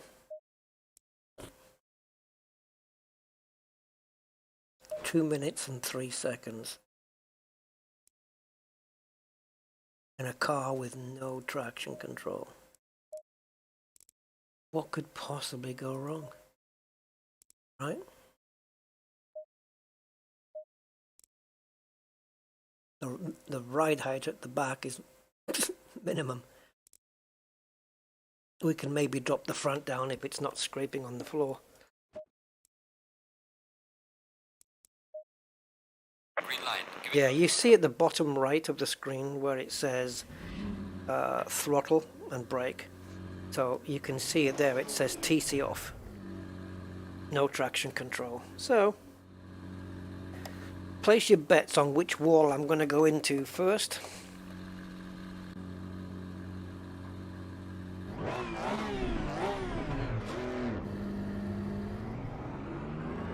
Low tire pressure. Stay away from curbs. No traction control. That's what I want. Oof. Let the tires warm.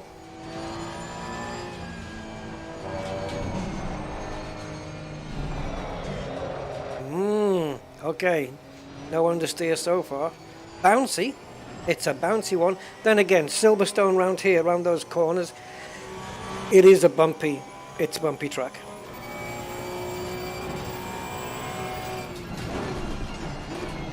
I wonder how close we'll get to 203. Oh, Jesus. Doesn't like the curbs. Okay. Wait a minute. What am I doing? What am I doing? What am I doing? I'm going for a lap time? Then explain to me why you are using almost full tanks. So 3 liters per lap. So 3, 6, 9, 12, 15, 18. So that gives me 6 laps, I guess, right? But I haven't even done tire pressures yet.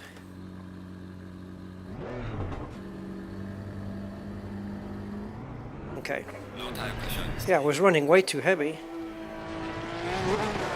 Ah, okay. Too aggressive.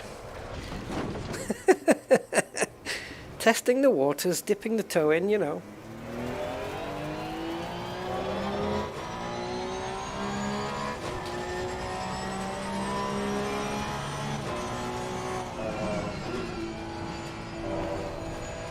Oh yeah.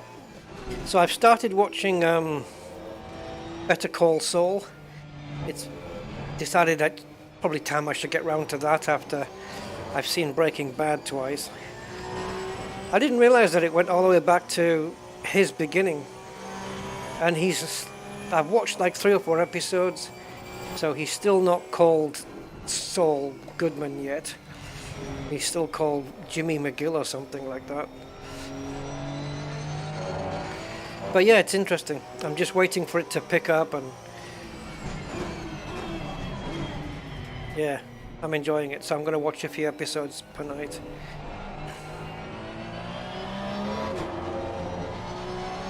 When the wheels are on the curbs, I daren't throttle it, just in case it swaps ends on me. I'm just feeling the car out, what it can, you know. How does it get round this corner? How does it get round that one? How good's the braking? All that jazz. And we're sliding.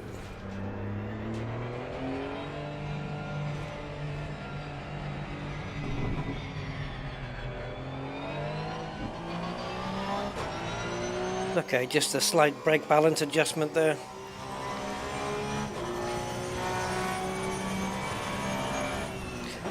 Oh yeah, yeah. I'm expecting to enjoy it. I can't wait until Mike gets involved a bit more. So far, he's working in a car park or something.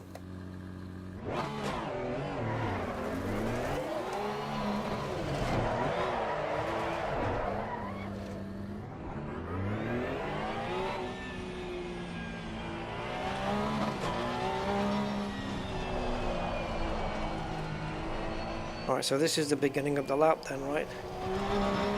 Oh.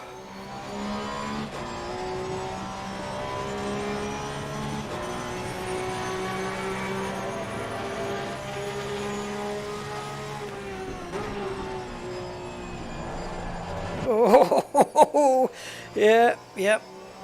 Keeps you awake.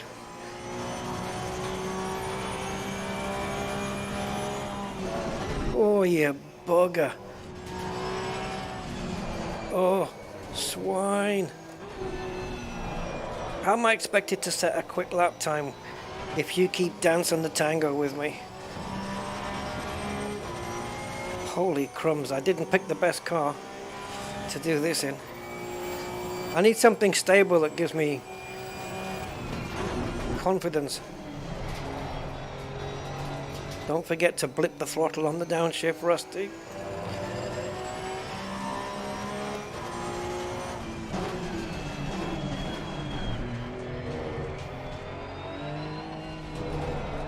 Oh, sweet baby mama.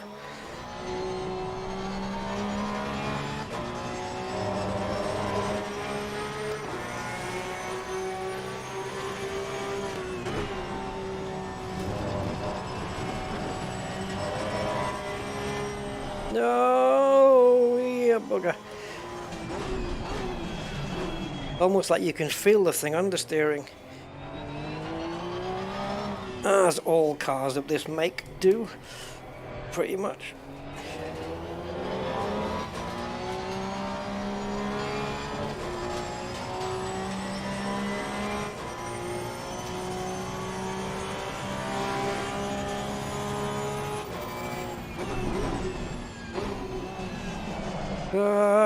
Sweet Mary Joseph. We're not going to make it. We've got 10 seconds. 8, 7, 6, 4, 3. Last corner. 203. No. And we're about to cross the line. Now.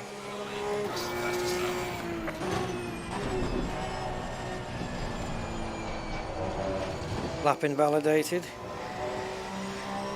We did a 209. 6 seconds off. I think we better step into the car that we set the lap record in and try and beat it. Just beat it.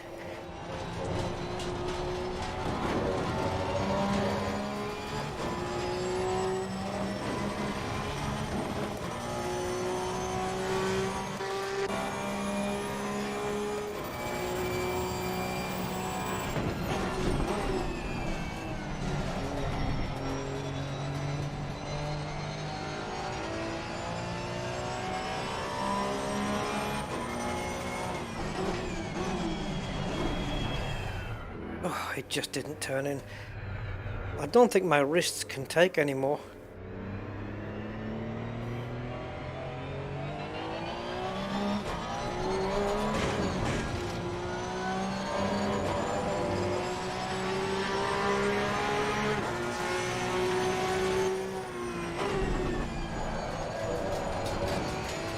Tell you what, let's do what I just said, guys. If you can bear with me just a tad longer. Let's do it in the car that we set the time in and see if we can beat it. Huh? What?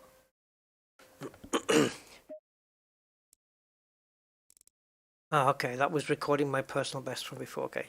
So, 203.2 in the McLaren 720S GT3.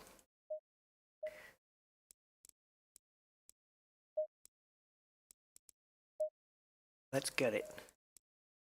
That's this little fella. And Rusty Dog Racing.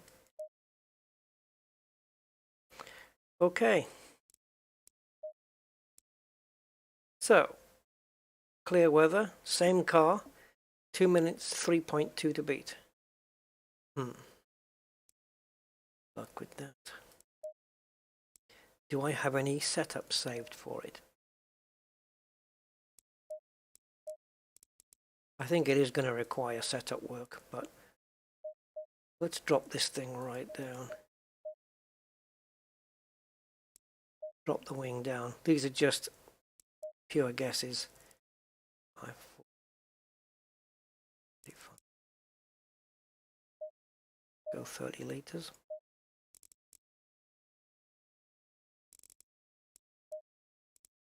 Traction control 3 and 4. Keep that for now. Tire pressures, don't know. Don't know what to set them to. Some of these are like that one. They're going to have to go up, but we'll see. Green light, give it all you can. I always do.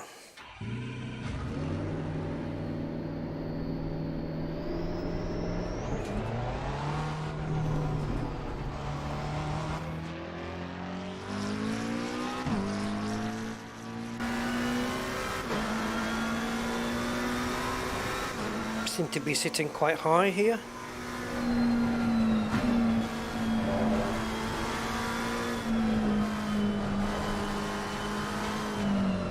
Well, bugger me, a car that can turn into a corner.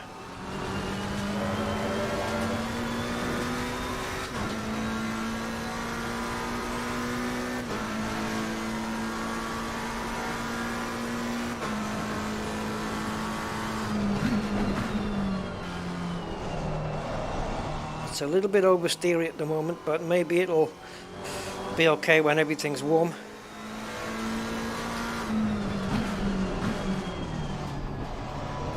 Oh, it turns into the corners beautifully. It's like it's doing what it's told. Look how I can place the car, man. No wonder it's set a quick time. So much more confident in a car like this.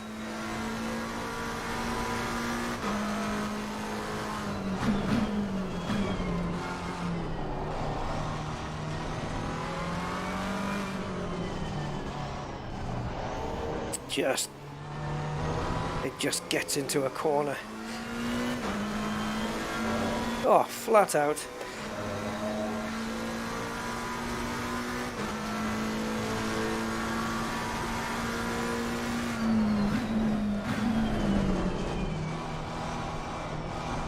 Okay, this is the final hairpin then, to lead us on to the start-finish straight. Okay, McLaren, no mistakes. Let's do this.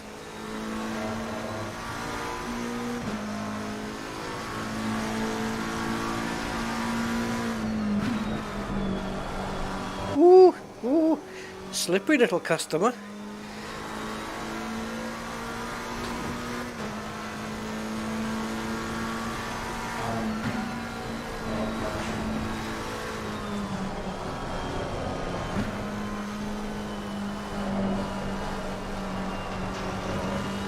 Bugger. Just pushing so hard, you know. Back end stepped right out.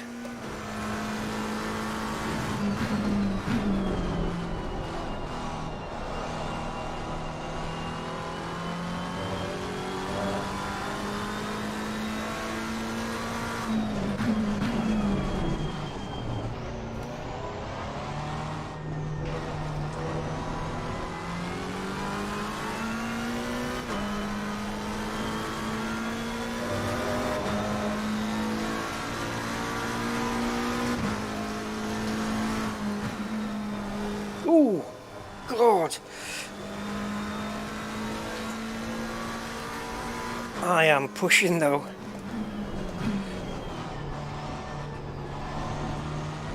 You have to respect it though. You can't go too far with her.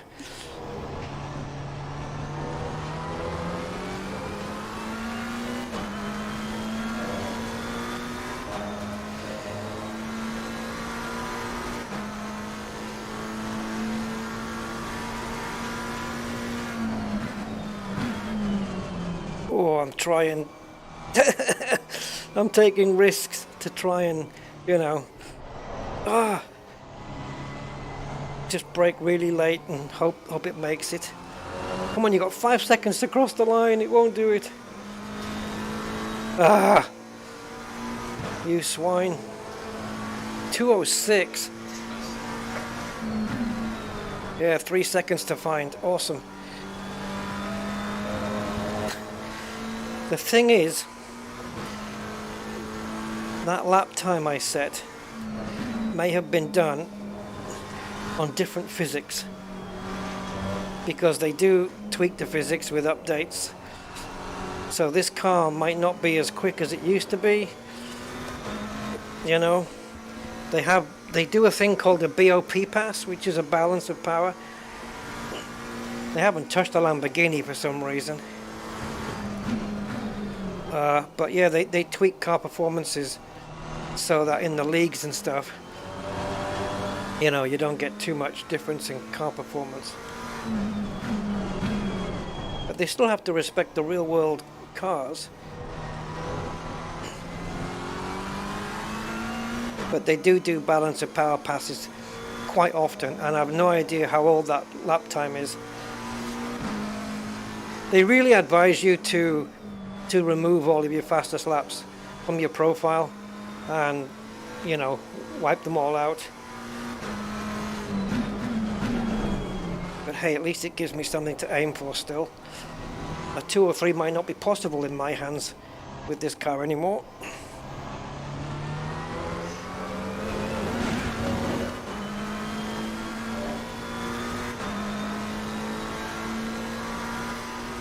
We've gained nearly 7/10, but that's not enough.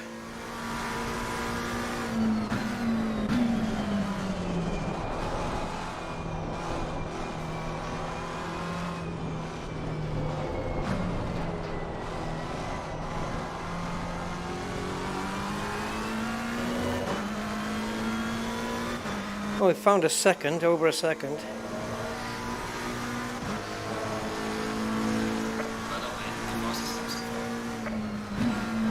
Tyre pressures, they're not that far out from where I want them to be, but we're not going to find another 2 seconds here, I don't think. Maybe. It's not impossible.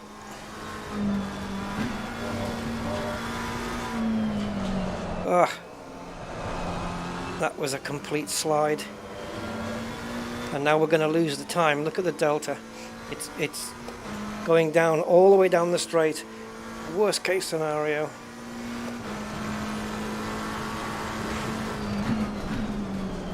I just brake later to hopefully compensate for it.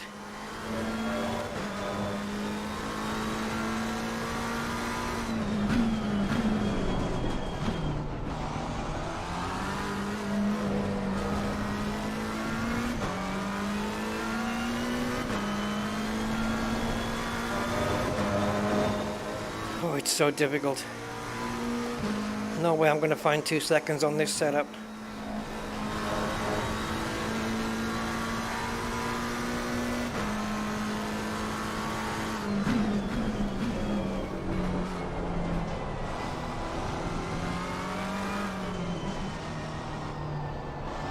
Come on, turn in better. Ah, you swine.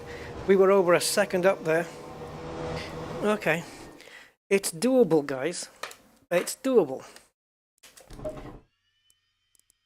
If my wrists don't snap off first. So let's take a look at the tire pressures. It's running a bit hot there. That's perfect.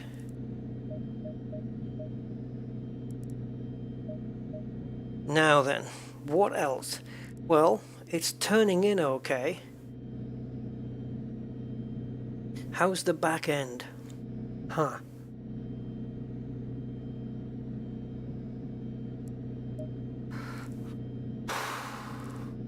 Let's go minimum ride height. Rear wing. Oh, here we've got the error variation. Awesome. Okay, so what this is saying, if it's a positive amount, it means that I've got 10% more aero, excuse me, 10% more downforce on the front than on the rear. If it was a minus, that means there'd be more on the rear than on the front.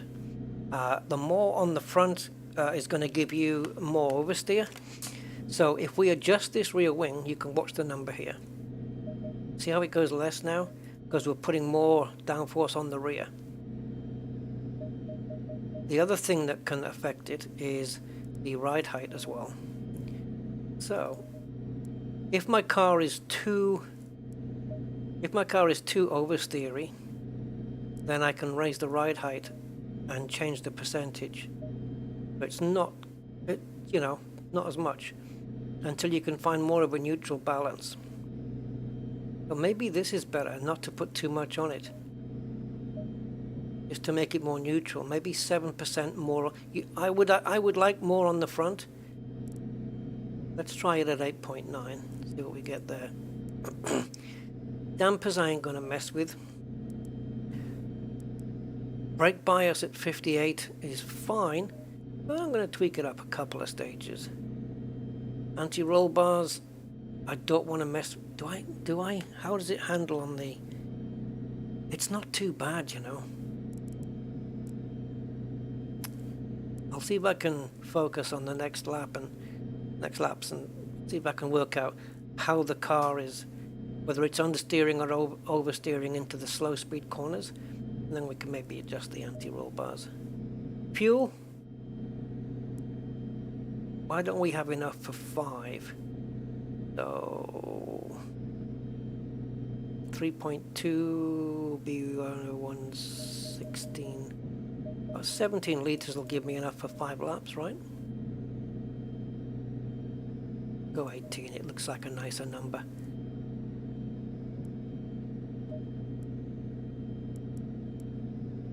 Okay, so what are we? 2.4 seconds off. Anyone think I can do this? What does the bonnet view look like on this thing? Good or bad? There's better ones.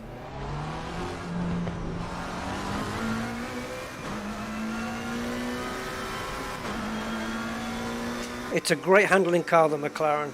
Really nice. Oh, it's weird from here. Your perception of the braking point changes here.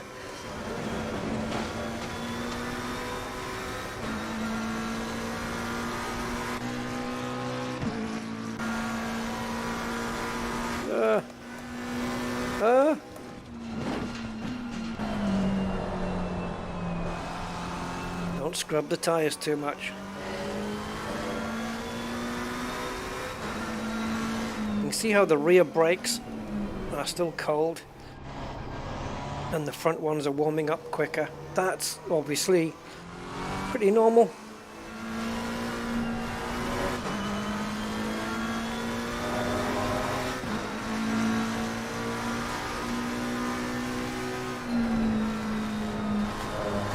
So we'll just do a nice out lap. This is a bumpy track though, it really is. And it's the same in real life, everything is the same.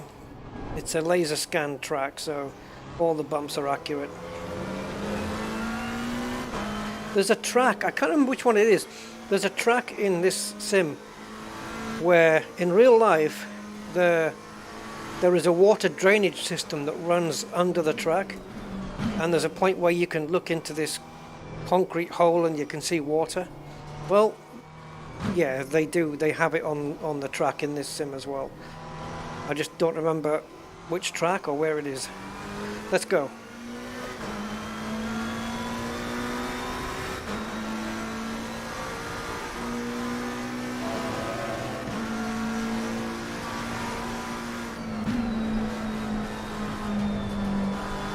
Okay, that's a little bit understeery, invalidated time, but I'm going to push for it anyway.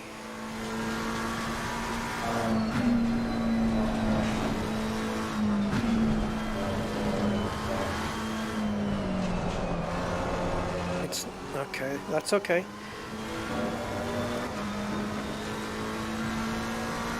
So even though it'll still tell us what the lap time is, it just won't count it.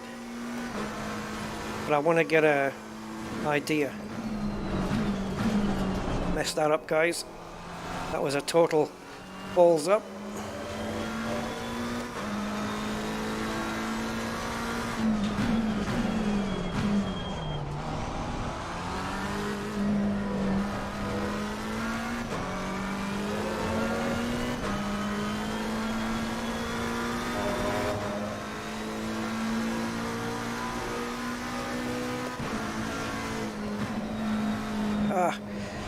I have a habit of turning in just a tad early.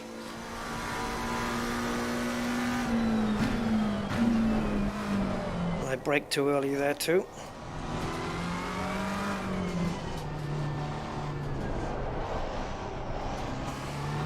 Go, go, go. Lost a bit of time, damn it. Lost about, what, 2/10, 3/10? 3/10 there.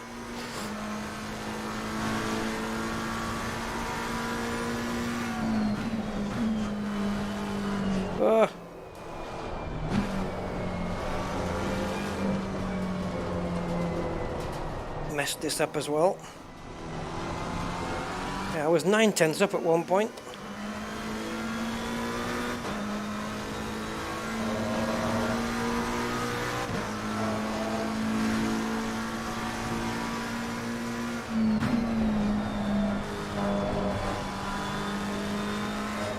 Okay, that was better.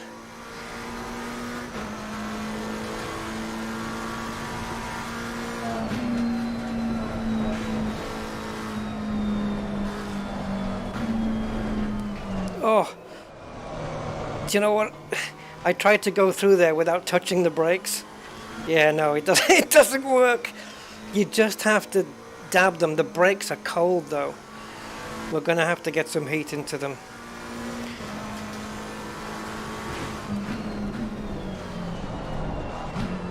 I want the brakes to run a bit hotter.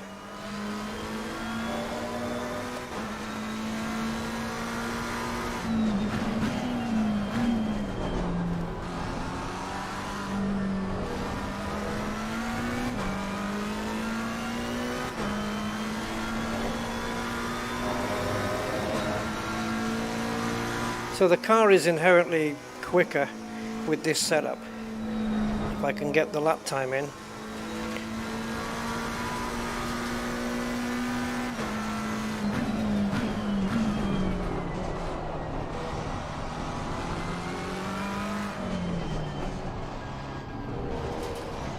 Oh, that was nice.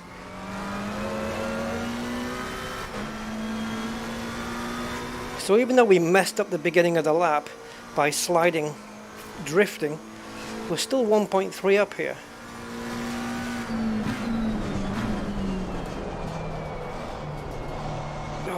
Oh, I'll break myself there.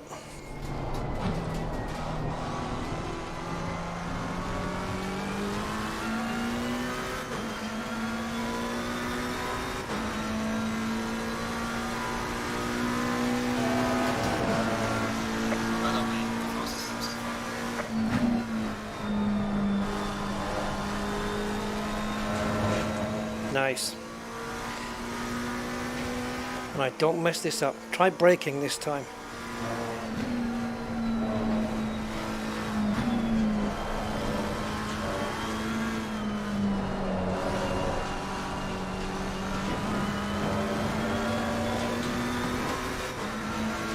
Okay, you've gained another second.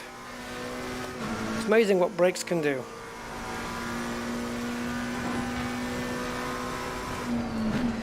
I have no idea what lap time I'm sitting on right now. I haven't looked.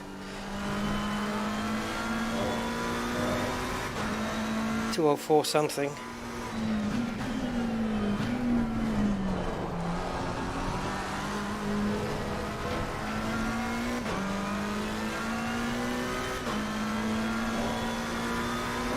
Oh, I'm being so aggressive.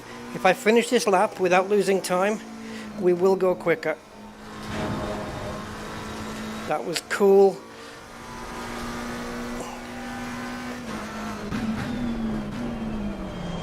Oh, brake. Oh, Jesus. That's because I was checking what gear I was in. I had to look. I thought the sound of the engine made me think we were in third gear, and we were actually in the correct second gear. And I lost half a second just by looking. We would have set the fastest time there. Shoot.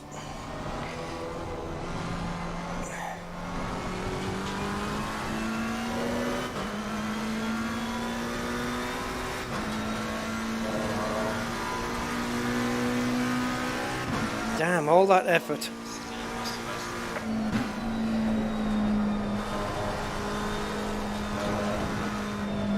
Okay, tires are just not holding any longer.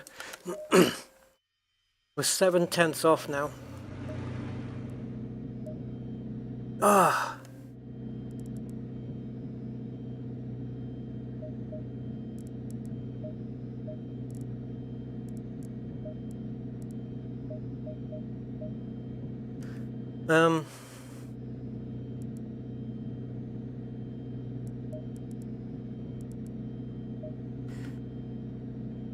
Yeah, we're almost there. I can't believe I had to look at the gears. Oh, brakes. Okay, so we need to get more heat in the brakes. So, brake ducts. We're going to close off these two just by one. So the holes that allow the air to go in and cool the brakes are smaller. So not so much air can get in. As for the aero variation,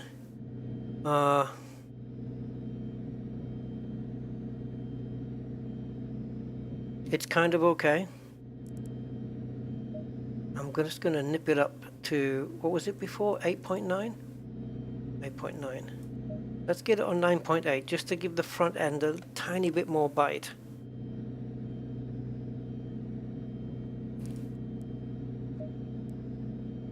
We're nearly there. 203.2. Yeah, we were well up on that lap. Well up. And yeah, this one. Just doing... We were doing so well with it.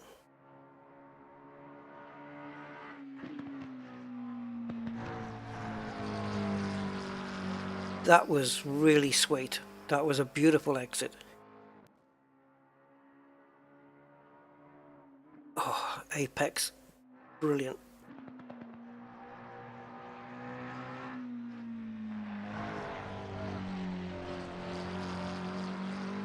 Yeah, which was that lap where we drifted and still set a decent-ish time.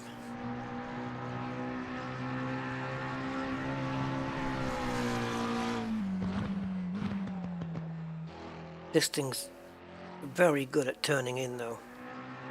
Whoa, nice. Big flames coming out the back. Missed the apex, well done. Didn't seem to bother it too much though. Flat out through there. Yeah, that corner, flat out or die. Just stay flat out and what happens, happens. Into this corner.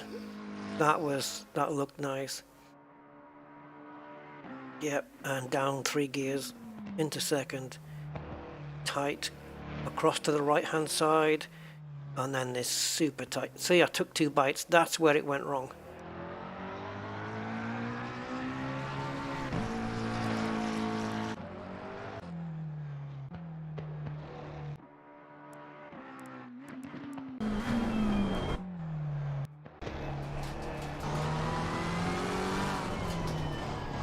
See? There. The sound of the engine made me think I was in third. And I looked, and then I realized I was turning into the corner too early. And so I had to back out. That cost me badly. Okay. We got some new tyres on. Let's go. And the brakes are going to get warmer quicker.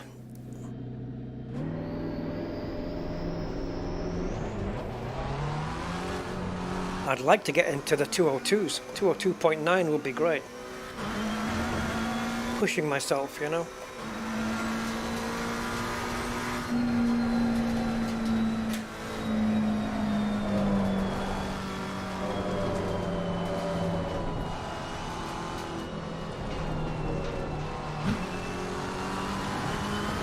Look how bumpy it is.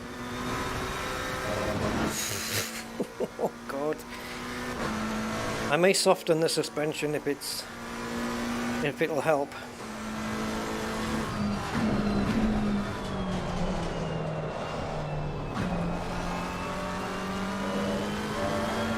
Ideally, I think on a good day that should be 4th gear around there.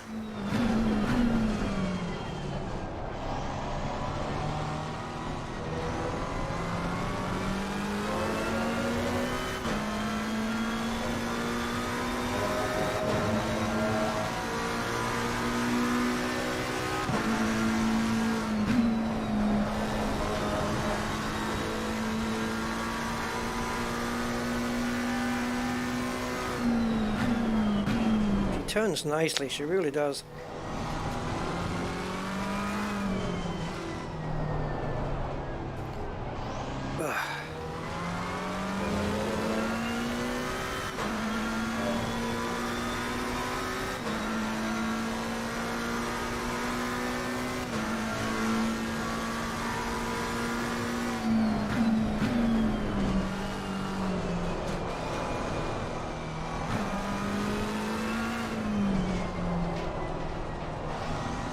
I'd like to stay in 3rd through here, but I don't know if I can.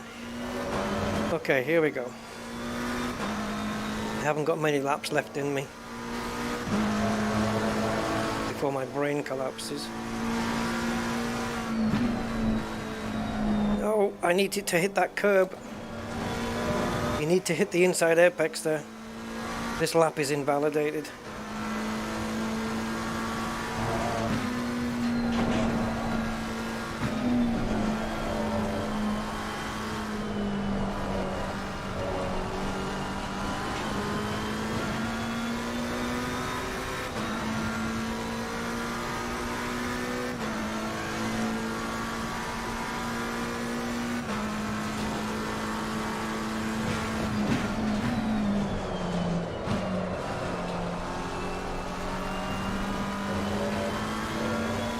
Cars sliding everywhere.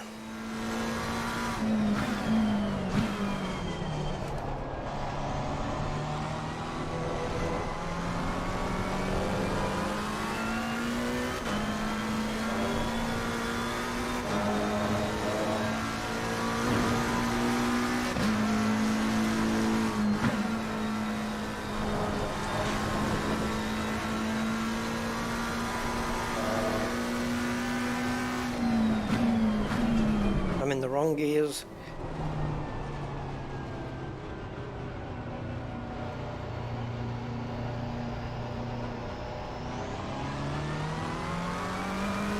Got some hellish heat on those left-hand tires already.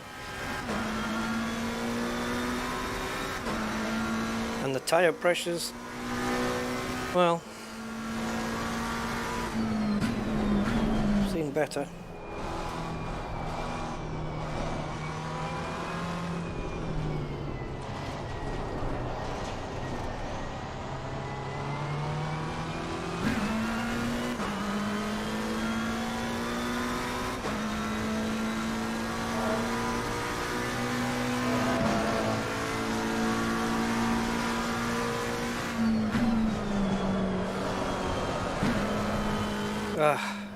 Bitch. Maybe it's the aero, the downforce percentage. It's not hitting it right. It's not. I'm not in the sweet spot with it. I was better before.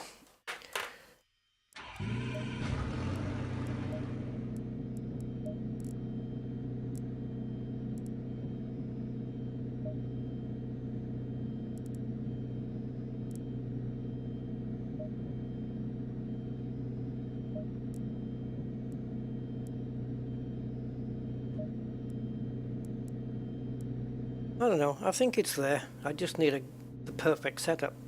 Nope, say that sentence again. I think it's there, I just need the perfect lap.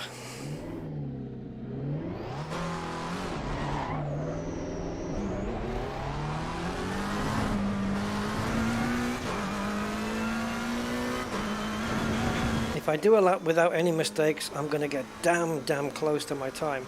How I set it in the first place, I'll never know. Maybe it is the balance, the balance passes that they did. Because I'm sure I put more work into this setup than I have on any previous McLaren setup. Because if I had a good one from before, I would have saved it, and I don't have any.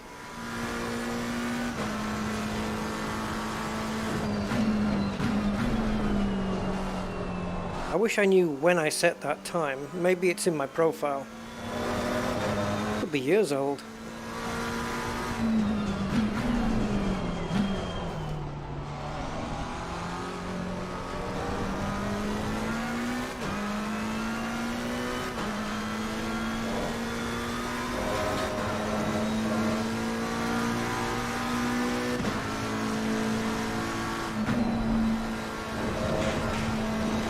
Trying to time that turn in, but it's when you turn the wheel to go in is different in this view than it was in the steering wheel view, believe it or not.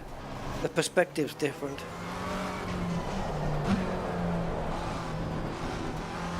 So perhaps I should stay here. It's amazing how the perspective does change. It's probably different fields of view as well. So many minute, tiny variables to consider.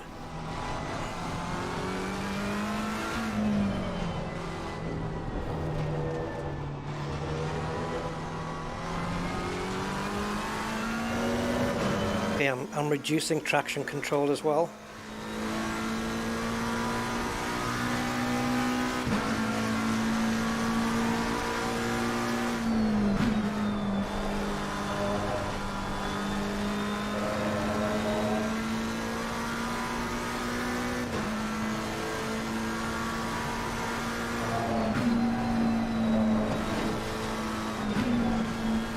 Too early to switch down to third gear, but I just need to be neat and tidy through there. We've lost time, but not a lot, even though we're losing more now.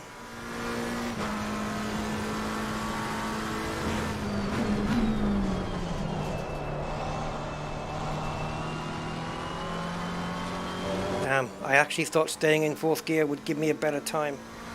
It has not. It cost me. Now, this is a effed up lap in many different areas. There's been about 7 mistakes in 3 corners. Not great.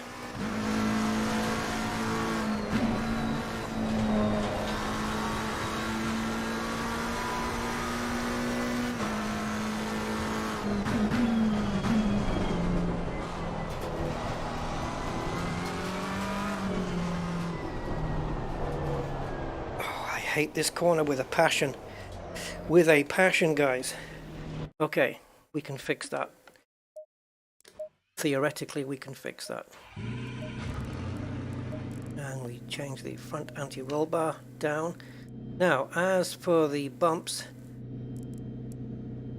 let's try and soften the rear just a tad.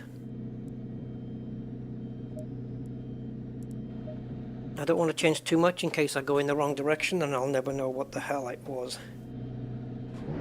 Okay, so I think a couple of more laps and then I'm done for the day. My head can't take any more, my wrists certainly can't take any more.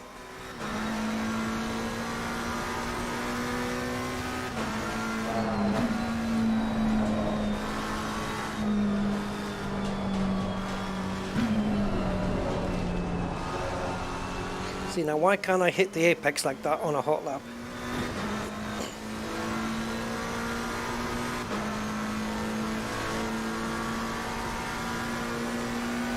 Because the universe don't work that way.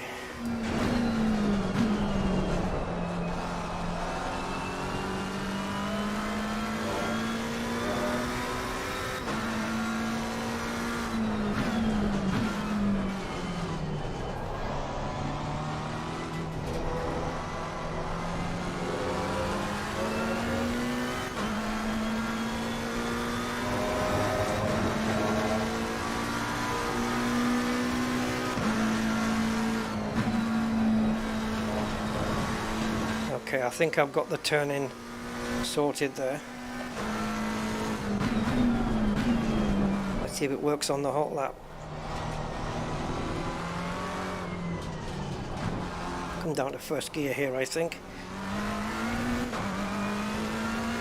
Probably not the quickest way to do it, but it guarantees me getting into the corner. Or it gives me better assurances of getting into the corner.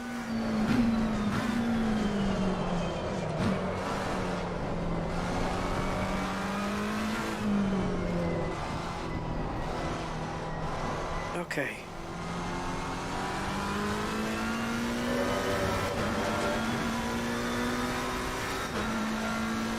Let's go.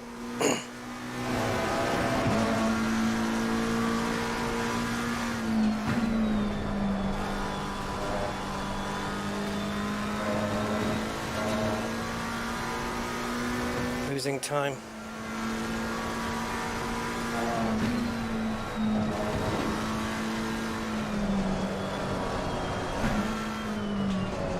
It just wants to drift.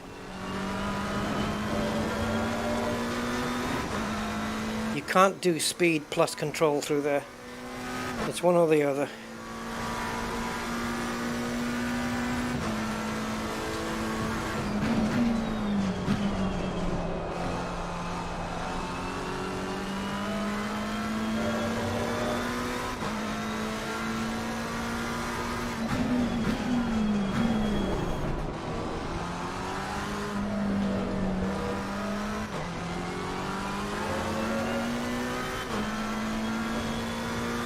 Really? 4/10 down? Really? That's like a light year.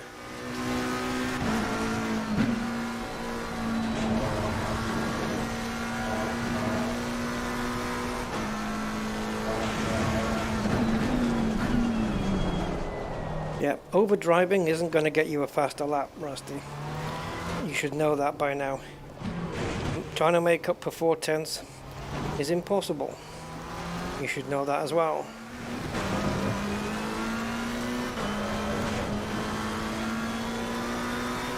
One more lap and I'm done. So this is the lap. Either we get the fastest lap time on this lap or not at all.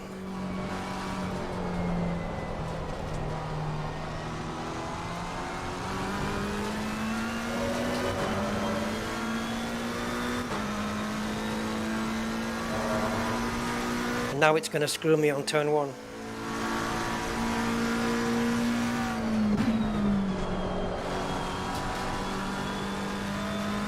No? Well, it kind of did. 2/10 down already.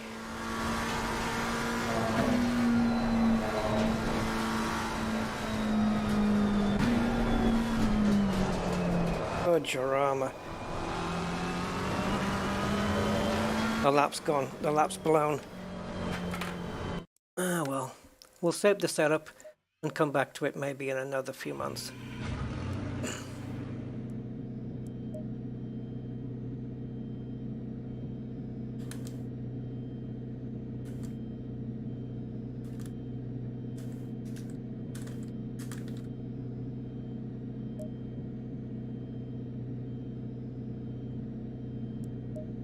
Oh, it does.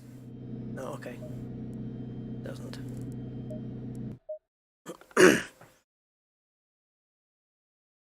Yeah, I am even more convinced now that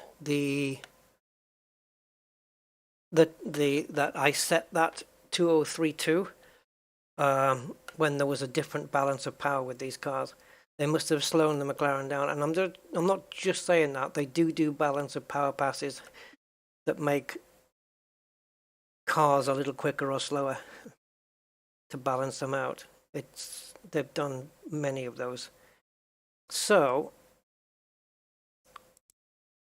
there's no way that when I set this lap that I spent more time, more setup work, and pushed harder, and was still, 7/10 quicker. There's no way.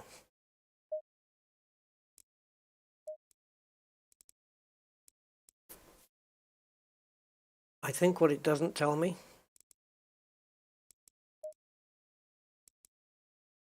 it's not going to tell me. See, there's the lap. It's not going to tell me the date it was set. I've driven more kilometers in the Ferrari than the McLaren. It's not going to tell me when I set this time. It could be ages. I'm going to speak to a sim racer guy I know who plays this a lot, and I'm going to ask him if there was a balance of power pass, you know, on the McLaren that slowed it down just a tad. It doesn't take much, just a slight tweak here and there. I know that the Honda was given a boost. The NSX was given a balance of power boost to make it quicker. And what else? For some reason they haven't touched the Lambos.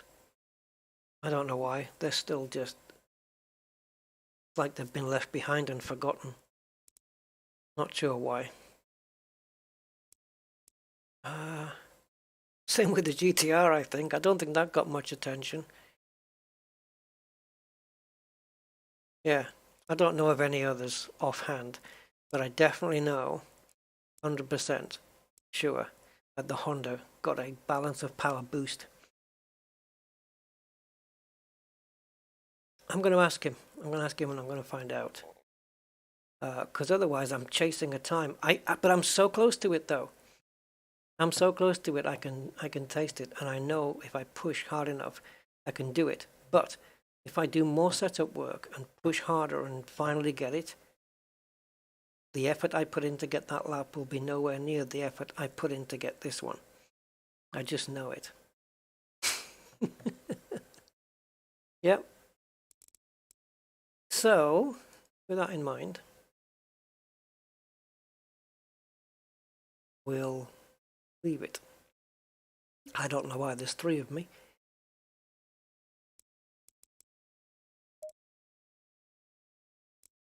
It's weird. Oh, are these co-drivers? Oh, right. These are for when you're doing your endurance races and you've got hot swapping drivers. I gotcha. Yeah, okay. There you go, guys. I know there's only a few of you here, but all the same, thank you for being here and letting me get my sim racing buzz out of my system, which I needed to do. So,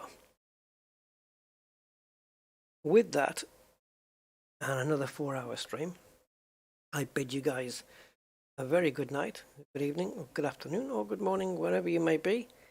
And I hope you have a great rest of the evening and tomorrow and beyond. Take care, guys.